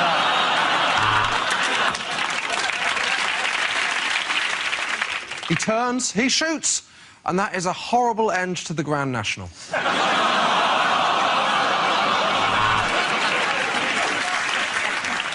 Say what you like about dressage, I couldn't give a shit. And Slippery Bastard is in first with all arms and legs. Second, Belly Flop Boy coming on the inside. And yes, I have forgotten the swimmers' names and have resorted to funny nicknames.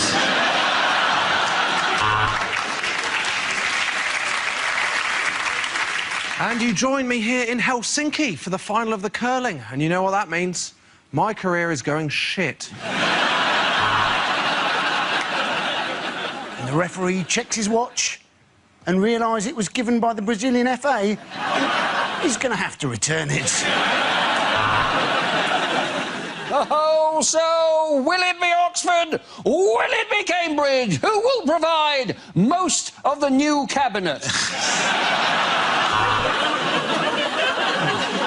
And there's a streaker on the pitch. 2 words, hubba, hubba. And as they take the last bend, that is the end of the Ben Stealing Championships.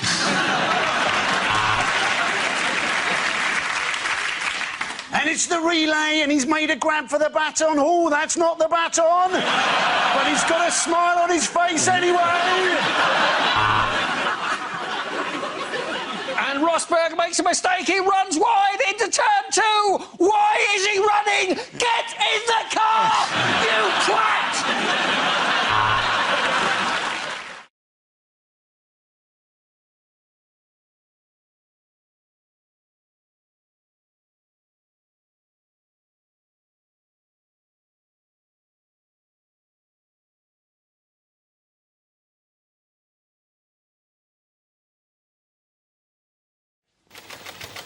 The next subject is technology.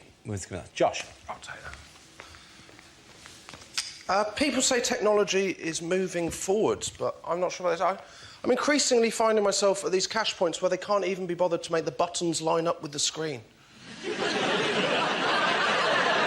There is no stress in the world like that. So they're going, please, God, let this be 20 quid. If this is 40 quid, I might as well just kill myself. Worse if it's one of the cash points where you go up and the screen is angled so the sun is on it. You go for 20 quid, you leave with a new PIN number and a chequebook in the post. I want to cancel, I don't want to clear, I don't know what's the difference? You get your card back, trying to put it back in, people going, piss off, mate, it's not winner stays on.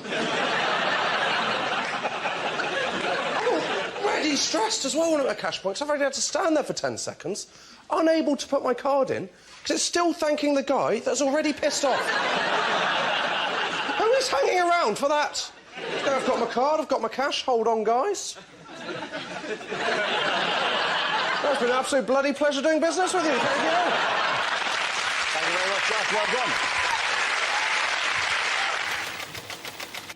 done. The first subject is holidays. Who wants to come in on that? Josh. Not very good holidays, as it turns out. I bought a tent to go camping recently. I don't know if I've not done this before. I bought a 2-room tent. And then you get it home, and it turns out the 2 rooms they give you from your house are the bedroom and the porch. I'll show you, if I was going to take 2 rooms from my house on holiday with me, very low on the list would be the porch. I would choose the bedroom and the bathroom. So not camping, never have I woken up at 4 a.m. and thought, I need to get to a porch. If I don't get to a porch, there is going to be an accident. If there was no porch on your tent, you wouldn't have an issue. You wouldn't get your tent out and go, oh, my God, no porch. Or where am I going to put my hat stand? I've got yellow pages and 84 pieces of junk mail. I need a porch on these things. I never went on good holidays when I was a child. My dad was one of those people that was afraid of flying. He'd go, it's not natural, is it? Because if we were going to fly, we'd have wings. It's for birds, it's not for humans. But that's a terrible argument, isn't it? Because that's what technology is for. Helping you do things you couldn't do otherwise. If you give him a bottle of wine, he doesn't go, well, I'm not opening that because I don't have a curly finger. The first subject is catering. Anyone's given that? Josh. My favourite place to eat is the breakfast buffet in a hotel. Because at a breakfast buffet, I will eat absolutely everything. That's the rule, isn't it? At home, I will have cereal or toast for breakfast. At a breakfast buffet, I am having cereal and toast as my starter. In combinations you would never consider at home. Coming back and what have I got? Well, 8 hash browns, topped with some Dutch cheese, actually. Then I have 4 pain au chocolat, 6 croissants, some segments of a fruit I've never heard of, and 12 of the smallest orange juices you have ever seen in your life. I eat so much at breakfast buffet, I'm so tired, I have to go back to bed. And then sleep through to my next breakfast buffet. I'll be mixing the cereals, going crunchy nut cornflakes with shreddies. Who do I think I am, Heston Blumenthal? You've got to do it, don't you? It's like when you're in Nando's, they give you the plastic glass to pour your own drink. I think, well, I'd be an idiot not to make myself a spranter in this situation, wouldn't I? What am I having? Having a Sproker Folo, actually, yeah, all of it. What did it taste like? Utter shit, absolutely terrible. And the first subject is identity. Who wants to come in with that? Josh. I had to sign for a parcel recently. That's got a lot more difficult, hasn't it? It used to be simple, didn't it, when you get a pen and a piece of card? Now you're given this kind of digital screen and plastic stick. And all you can do is some kind of zigzag up and down line. That bears no relation to any signature that has ever existed ever. Is that your signature? No! It's not the mark of Zorro. Is anyone checking this at the post office going, I've got bad news. Zorro is back. And he's signing for every parcel in the United Kingdom. I struggle filling in these forms, but I filled in the census last year. My favourite question was on the final page. There was a question that said, please fill in the details of anyone that doesn't live with you but stayed over on the night of March the 23rd.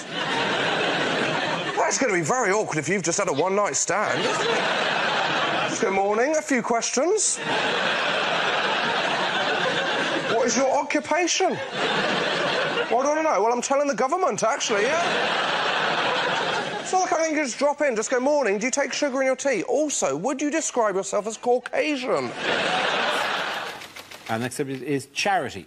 Who wants to go with? Joshua.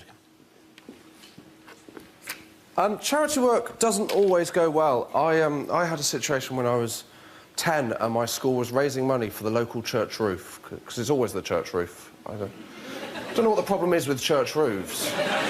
Well, they're spending the money elsewhere. You're going, yeah, well, the roof's ruined, but we've just installed a hot tub, so...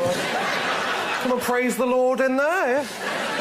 We all had to do different things, and me and my best friend Thomas decided what we were going to do. We were going to walk the 3 miles to our nearest market town wearing Wellington boots full of custard, right? We thought this would be good. And it would have been good, but for one small issue, which was when preparing the custard for the Wellington boot, my mum didn't think that we might want it served at a lower temperature. And you would serve it on an apple crumble. I tell you now, there are a few things in your life more terrifying than looking at your Wellington boots and seeing them steaming like the entrance to stars in their eyes. I'm not putting my foot in there, that's boiling hot. Mum said, isn't that the challenge? No, that is not the challenge. Don't know if you ever put your foot in a Wellington boot of boiling hot custard. A few of you might have. What it is, it's similar to a hot bath. With a hot bath, it goes something like this. It goes... that is too hot. With a Wellington boot of boiling hot custard, more like this. That is too hot. And suctioned on. It's like a medieval torture devised by the Chuckle Brothers. Yeah, this is doubly humiliating, because I've had to go in 3 times to break the skin on the custard. The next subject is parties. Who wants to come in that? Josh Whittaker. Looks like an exciting party, doesn't it? I got invited recently to a thing called a traffic lights party. I don't know if you've been invited to one of these. What it is, if you haven't been, it's a party for single people, and it is the bleakest thing humanity has ever done. It's a party where you go wearing the colour of a traffic light depending on your availability to sleep with a stranger. So you wear red if you're not available, orange if it's a maybe, and green if you have absolutely no self-respect at all. I didn't go because I'm a driver, I know how traffic lights work, I know how that party's going to end. It's going to end with one girl stood in green, and then a queue of men with me at the back, slowly pushing forward, going, please be still green when I get there. Please be still green when I get there.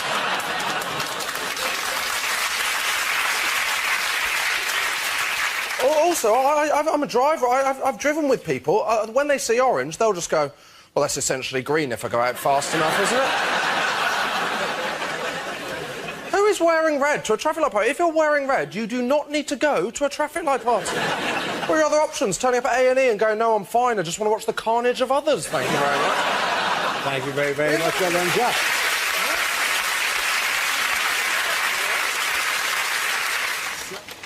The topic is the home. Josh Whittaker.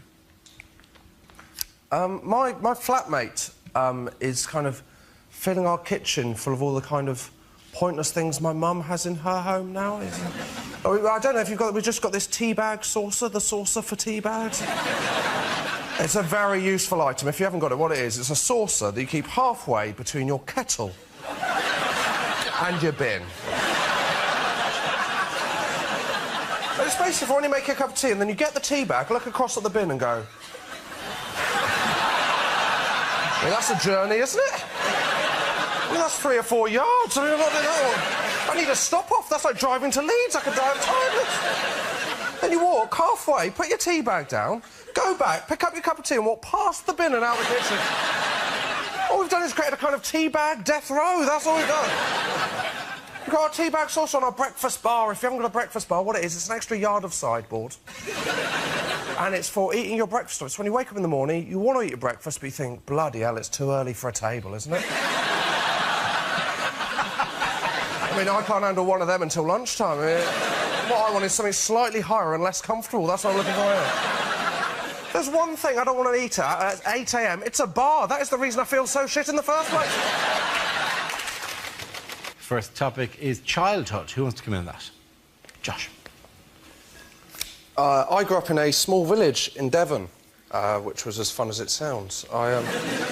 Very little happened. To give you an idea, the most exciting thing that happened in my village was when I was 7, for a brief period, there was a bull in a field. And I was terrified of this bull. I used to walk past my dad and go, oh, don't worry about that. He's more scared of you than you are of him. And I used to think, no, he isn't, mate. Bonfire night was the worst, though, because the build-up to bonfire night was just warnings about the way it was going to go wrong. They go, oh, bonfire night's coming up. You're either going to get burnt with a sparkler or hit with a firework. My favourite was on Blue Peter every year. They'd have the same warning that applied to no one in Britain. Every year they go, oh, bonfire night's coming up, and if you do own a pet tortoise... Well, and they go, if you do own a pet tortoise and it's hibernating in a box, do be careful to not absent-mindedly throw that box onto the fire. I don't know how unlikely that scenario is. It's I know no one who owns a pet tortoise. Secondly, how unruly is your bonfire night getting? You go, yeah, just chuck everything on, yeah. Yeah, Guy Fawkes with their shit, show him what I think of him. Go into my houses, get my boxes, don't look in them, throw them on the fire. I don't care that the contents is snoring, throw it on, I told you. 2 months later, you walk around your house going, where the hell is Sheldon? The warnings that were wrong, like the warning on sparklers, it'll burn your hands, that happened to no one. The warning on sparklers should be, if you're planning using a sparkler, do be aware you will do the same 3 shapes you did every other year. Zigzags, circles. Go on then, I'll write my own name, that is it every year. We used to have those home fireworks displays when they'd be terrifying. Most people were interested in health and safety. My dad didn't bother with that. He'd just go, well, you know, we've got 6 fireworks, the cat's got 9 lives, we're going to be fine. Be firing off fireworks towards the village like we declared war, and then the whole thing would climax with a Catherine wheel nailed to a gate failing to go off. My dad creeping up on it, us going, Dad, you're not meant to go back to a lit firework.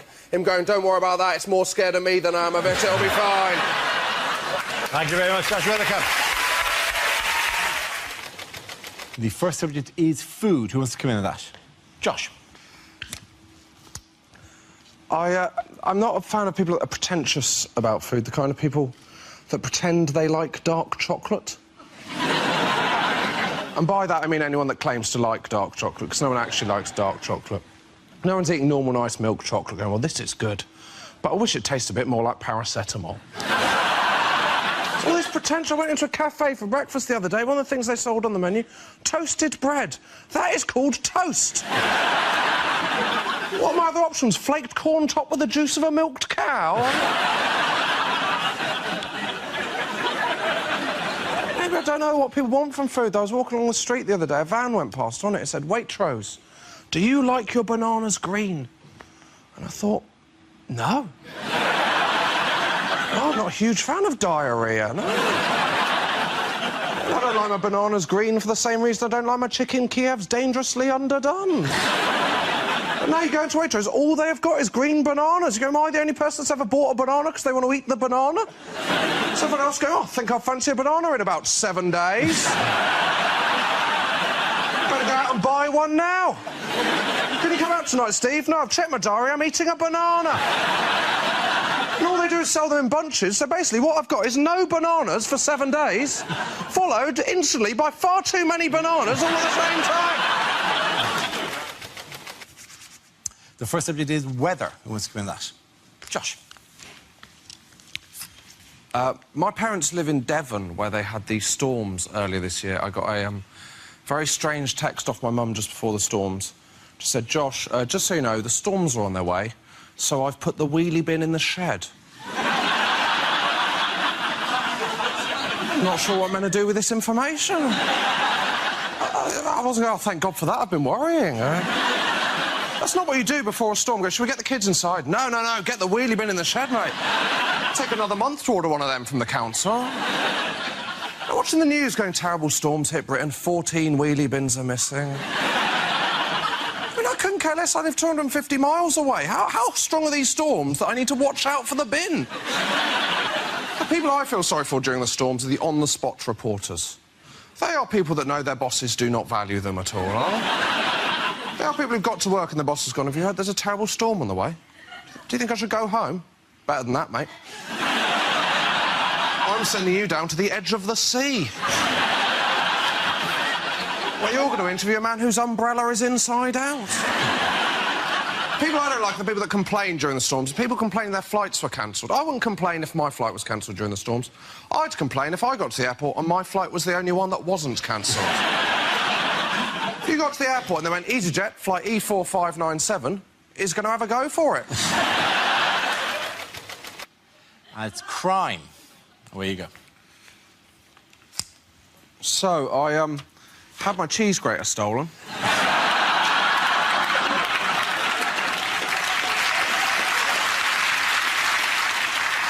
I got burgled, not for the cheese grater. When you get burgled, everyone says the same thing to you. Everyone says, oh, tell you what the worst thing about being burgled is? It's knowing that a stranger's been through your things. You go, no. It's not the worst thing about being burgled is knowing a stranger has my things. If they had just been browsing, I wouldn't have given a shit. Offer me two options. One, come home, my laptop is gone. Or two, come home, find a stranger in my room going, well, I like this T-shirt, but, have you got it in a large? I phoned my dad and said I've been burgled. He said, we know why you've been burgled and we haven't. It's because we're in the neighbourhood watch. I said, no, it isn't. It's because you live in Devon. A small village in the middle of nothing, but mile upon mile of moorland. I mean, no one's going to burgle you, because whatever they took, it wouldn't cover their petrol money. From what I can tell, the only proactive thing the neighbourhood watch does is once a month they have a meeting. All that does, it tells burglars for one night out of every 30. All houses are empty and unwatched. There's this paranoia about crime back in Devon, where I'm from. Went back recently, went into the local co-op, and it's a tiny co-op in a tiny village. But I went up to the desk, and there was a sign that said, did you know we now do legal advice? And obviously my first reaction was, no. And to be honest, I was pleasantly surprised you did sugar puff, so... Why is the co-op now doing legal advice? Just too many people coming in going, I'll have 10 silk cut, a Viennetta, and I've killed a man. The first subject is technology. Who wants to come in that? Josh. I don't want to brag, but I've got a new debit card, so... Yeah, I know, I've one of the old touchy downy... If you haven't got one of these, you have not lived, my friends. Oh, my God, never did you feel so smug in your life. Well, there you go. How would you like to pay? Just have, mate. See you later. Why am I off? The future. Thing is, you get used to it. You can't go back. You're going somewhere now. Well, they haven't got the technology. Do you want to just put in your PIN number? Are you kidding me? Do you expect me to stand here for 4 seconds pushing buttons? What is this, a Victorian workhouse? No, I'm sorry, Marks and Spencers, no! I'll be getting my Percy Pigs elsewhere in future. The worst is when you think they have the touchdown technology, but they haven't. You look like you've never used a debit card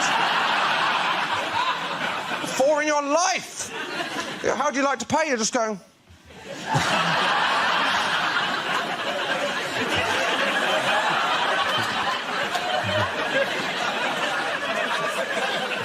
Are you having a breakdown? I don't like it when they've got the terminal and they have to ask for your permission. Do you mind if I just... Yeah, couldn't give a shit, mate. Just... What? Yeah, just in case he goes, do you mind if I just... Yeah, £4,000 unlucky, my friend.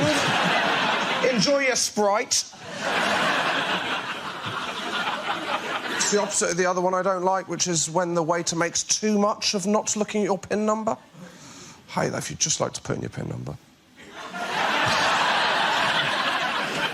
Well, I wasn't suspicious of you until now.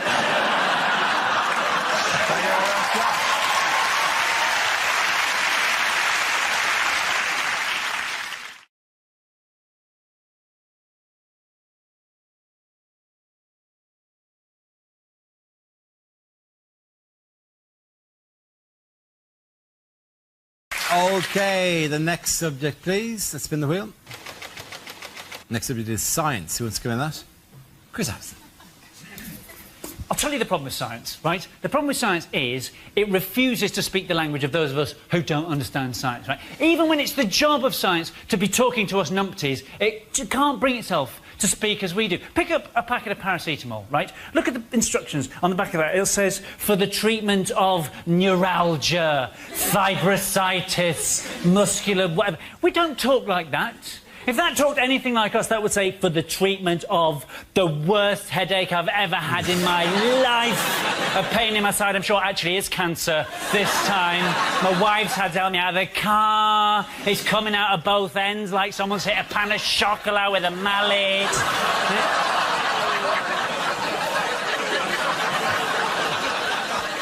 That is how we talk, right? But it doesn't... We can't tell what's actually science and what is some hokey nonsense dressed up as science to, you know, entice us in. That's why cosmetics companies, whenever they bring out a new thickness of goop, right, they give it a kind of sciencey name so we'll be all dazzled. Nivea D-N-Age. O-F off. Right? Avon's new cream is called a Nugenics. What? A Nugenics, right? That's been through marketing, that's been through focus groups, design. Did nobody at any point go, a Nugenics? You don't think that sounds a bit Third Reichy, maybe? What next? New pro-genocide, now with anti-Semitox. Sandra, can I borrow your ethnic cleanser? Well done, Chris Hansen. And that leaves us with Milton. Let's see what you've been left with. Let's spin the wheel. And the topic is the USA.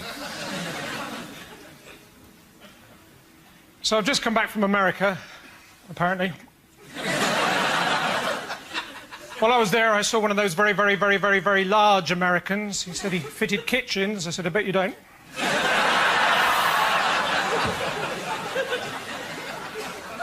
I went up to this girl, I said, what's your name? She said, Chantal. I said, well, if you're not going to tell me your name...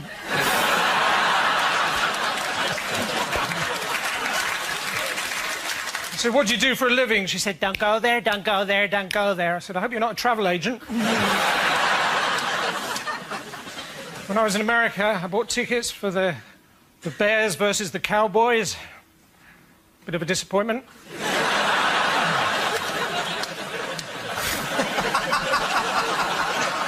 I want to see Bears versus Cowboys.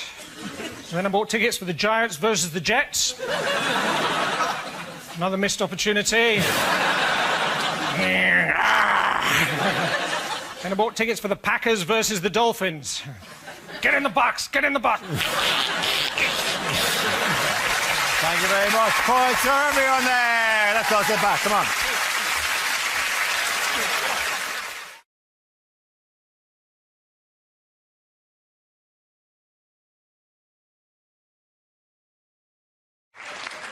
We've had reports of an iceberg, but don't worry, no ship has ever been sunk by a lettuce.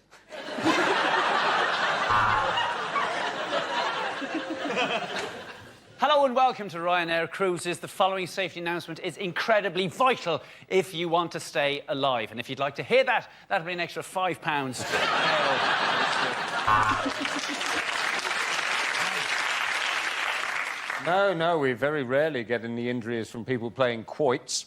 You were just unlucky to be sunbathing naked with an erection. Oh, yeah, we were on this last year when it sunk. If you look to your left, there's a man eating squid. After that, he's having chips. I would like to apologise for the rocking of this boat, but we are currently being humped by a whale. Thanks for coming to the show. I've got to be honest, it's been a while since I've sung this one. Do you want to be in my gang, my gang? Welcome to Rita's Erotic Ping Pong Bingo. Two fat ladies, 82. Oh, the threes, 33. Oh, some hobnobs. For those of you gathering on the car deck, I said we would soon be docking, not dogging. I'm looking for a really old husband with money. How's your heart? Yeah, mate. I'm in the cabin next to yours. Yeah. Could you be a bit noisy when you're having sex? There appears to have been an incident in the swimming pool. If a Mr. Barrymore could contact the captain. Okay, at the end of that round, points go to Chris, Hugh and Sarah.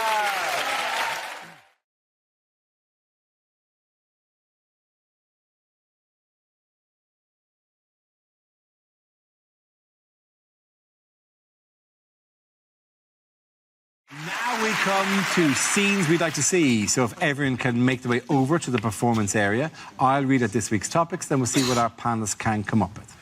OK, here we go. The first subject is unlikely small ads. Hello, my name's Ads.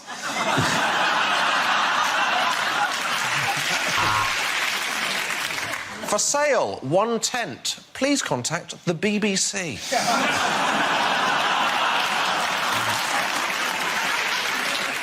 Genuine single man looking for a relationship. Call this number. If my wife answers, hang up.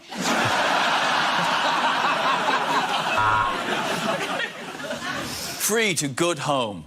Fucking printer.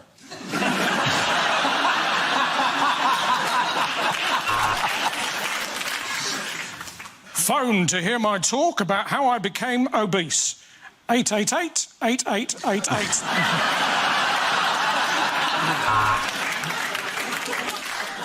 Rubbish collection services. Yep, we are genuinely shit at it. I saw you on the tube. You were wearing the pink sweater with your hair pulled back. I had my cock and balls out.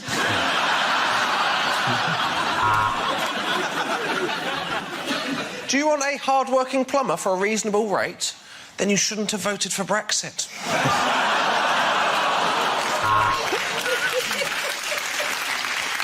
Learn English on Owner Home. Good examplings, quick books, disbelievable price. You buy? Applications are now open for the Donald Trump School of Talking to Women because those bitches are not going to interrupt themselves. Wanted, the internet, as I seem to be the only person in the whole bloody world still using the small ads. Have you lost a ginger cat? Check the top of Donald Trump's head. Phone to hear my talk about my reaction to eating a South African bishop. 000-00822.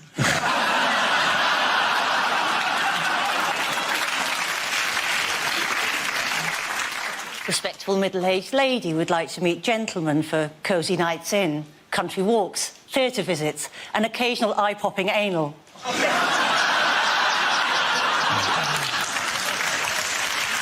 OK.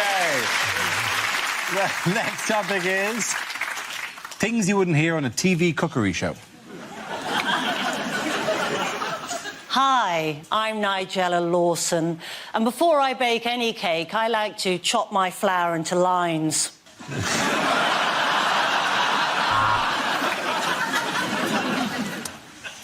can see that's rising nicely. It does that every time I think about how much money Channel 4 are going to pay me.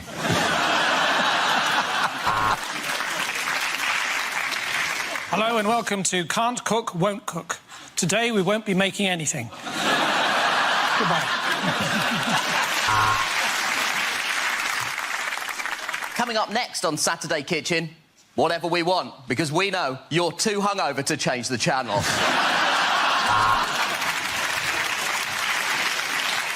This is a hot pot. This is a fucking hot pot!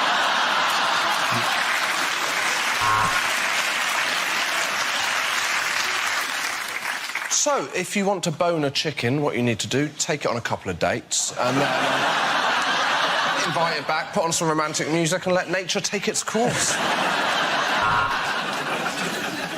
There is a bit of a problem on this week's food and drink. I've finished all of it.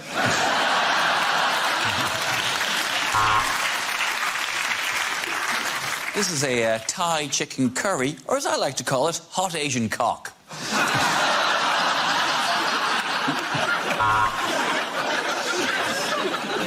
OK, Sam, let's see what you've brought in your bag of ingredients. It is a pint of wine and a large Malteser. Right, welcome to Southern Cooking for Northerners. First up, quinoa. What is it and why it can fuck off?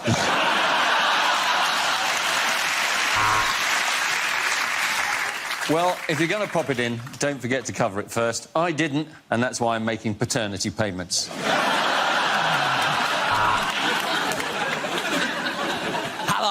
Greg Wallace, and this series of MasterChef, we won't be using plates. We'll just be eating off my shiny, shiny head. Hello, it's Nigella Lawson here again. I'm just going to say the word spatchcock for no reason. Spatchcock. Anyone can make this. You can't, Beatrice. Sorry, you can't beat rice.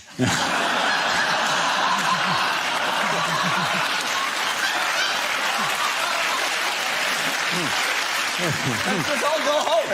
Yeah, let's just go home. Welcome to Great Indian Bake Off. I'm Paul Bollywood.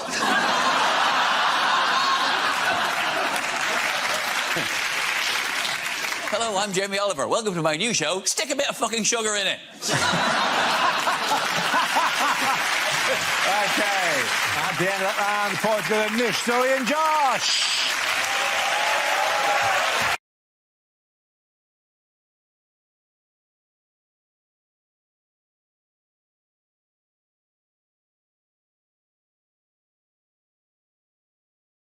They put UKIP all in a line. I can show you what UKIP all in the line. UKIP. If you put up a banner, like, for example, after you've just been lost to a by-election, it doesn't read as UKIP. It very clearly reads as Pookie. I'm voting Pookie. What does Pookie mean in Malaysian? It's a word for a female set of genitalia. It's vagina! Yeah. Pookie is the Malay, one of the many Malay words for vagina. You know what the other Malay word for vagina is? Is it vagina? No. Is it BNP? Yeah, it's not. It's Farage, isn't it? Farage, spelled F-A-R-A-J. Farage also means vagina. The Malays have so many wonderful words for vagina, and all of them are nicer than the word vagina. Maybe that's why he wants independence from all other countries, because Farage means fanny in all those countries. So I'm sick of it. It doesn't affect your political career. There is genuinely a member of the House of Lords called Lady Garden. How did Farage upstage the new leader? What did he do? Oh, did he go swimming naked? He did go, yes. Well, pants on, skinny dipping, they've called it. It's a very odd celebration, though, isn't it? To celebrate leaving Europe by stripping off and swimming towards it. Yeah. I think... Serious suggestion here. Oh, yeah. Hello, by the way. I realise I haven't said hello to you today. Hello, James. Good to see you. Hello, good to see you all. My main point... I would like to compliment you on managing to find a jumper. This is the exact same colour as your hair. Thank you. It's very good. And my shirt. And your shirt. I'm working on my skin. I'm hoping this suit I can just be completely in mustard and then hide in Coleman's. Not to seem, you know, churlish, but can we return to the topic at hand? Absolutely. Can you remember what the topic was? It is illegal to be naked in public. Oh, so he is did. it? Yeah, I mean, you can't take all your clothes off. Yeah, and so. It is, yeah. Actually, of course it is. I think people are really. Why did I for a second doubt that? I apologise. Like, is it? That's an interesting window on my views. Is this? What's wrong with you people? Just be relaxed. That's why we're all sitting behind desks. They're just bodies. But he really hasn't retired, has he? So he's been to America, hasn't he? And he's worked with Donald Trump, hasn't he? He has. He's appeared with Donald Trump. And in America, he's known as Mr. Brexit. Well, which Trump sounds like a sort of 1970s men's clothes shop to me. Where do you get your shirt? Mr. Brexit. In Malaysia, Mr. Brexit means vagina. Did you know that? What new challenge is Theresa May facing? Oh, there's a group. A group has been set up. Yes. I believe they're called Leave Means Leave. Yes, they are. And they're saying, we want Brexit now, hard Brexit. This whole thing was like a really horrible game of would you rather, but they're both things you don't want. Like, would you rather have massive hands, but they're not attached to your body, or tiny hands, but they're strangling you? Wait, one of them means you're racist. Yeah. It's too hard. It must be so hard for him. It must be so stressful, so confusing. Because I tried to switch from BT Sports to Sky Sports, and I ended up crying and just having both.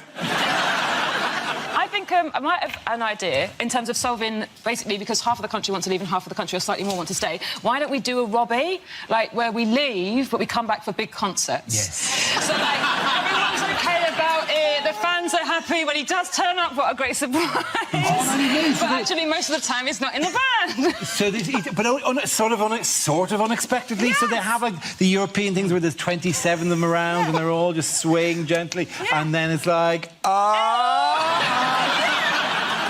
would rather have big hands, but they're not attached to my body. That's that, ladies and gentlemen. Good.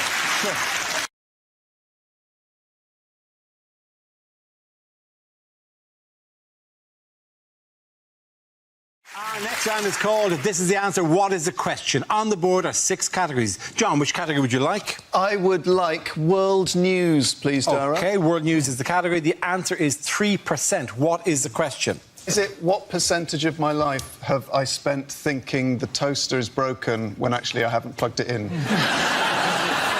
it my milkshake brings what percentage of boys to the yard? Is it, what is my success rate for plugging in a USB charger the right way around first time? Is it how much of a portion of Viennetta you get around Jeremy Hunt's house? What percentage of the population of Midsummer are still alive? Is it how many of Southern Rail's trains run today?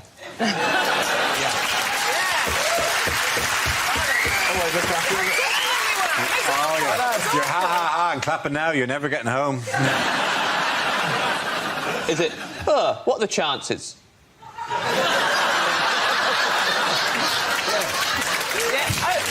Very true.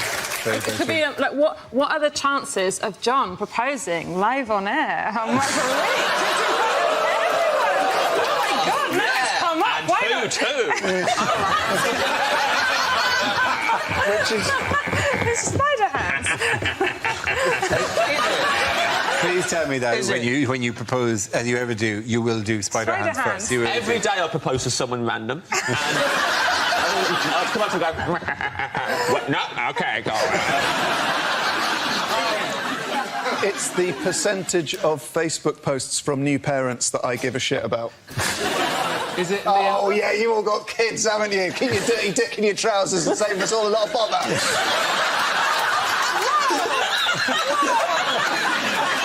This is so much like an anxiety dream for me. Will you marry me?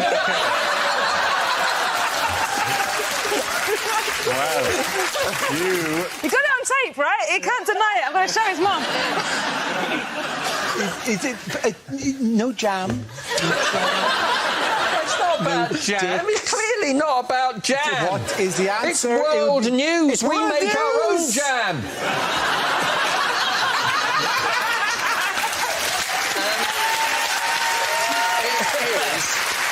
It is, I suspect, how far ahead is Hillary Clinton in the polls. That's absolutely correct answer. Thank you very much. You get the same.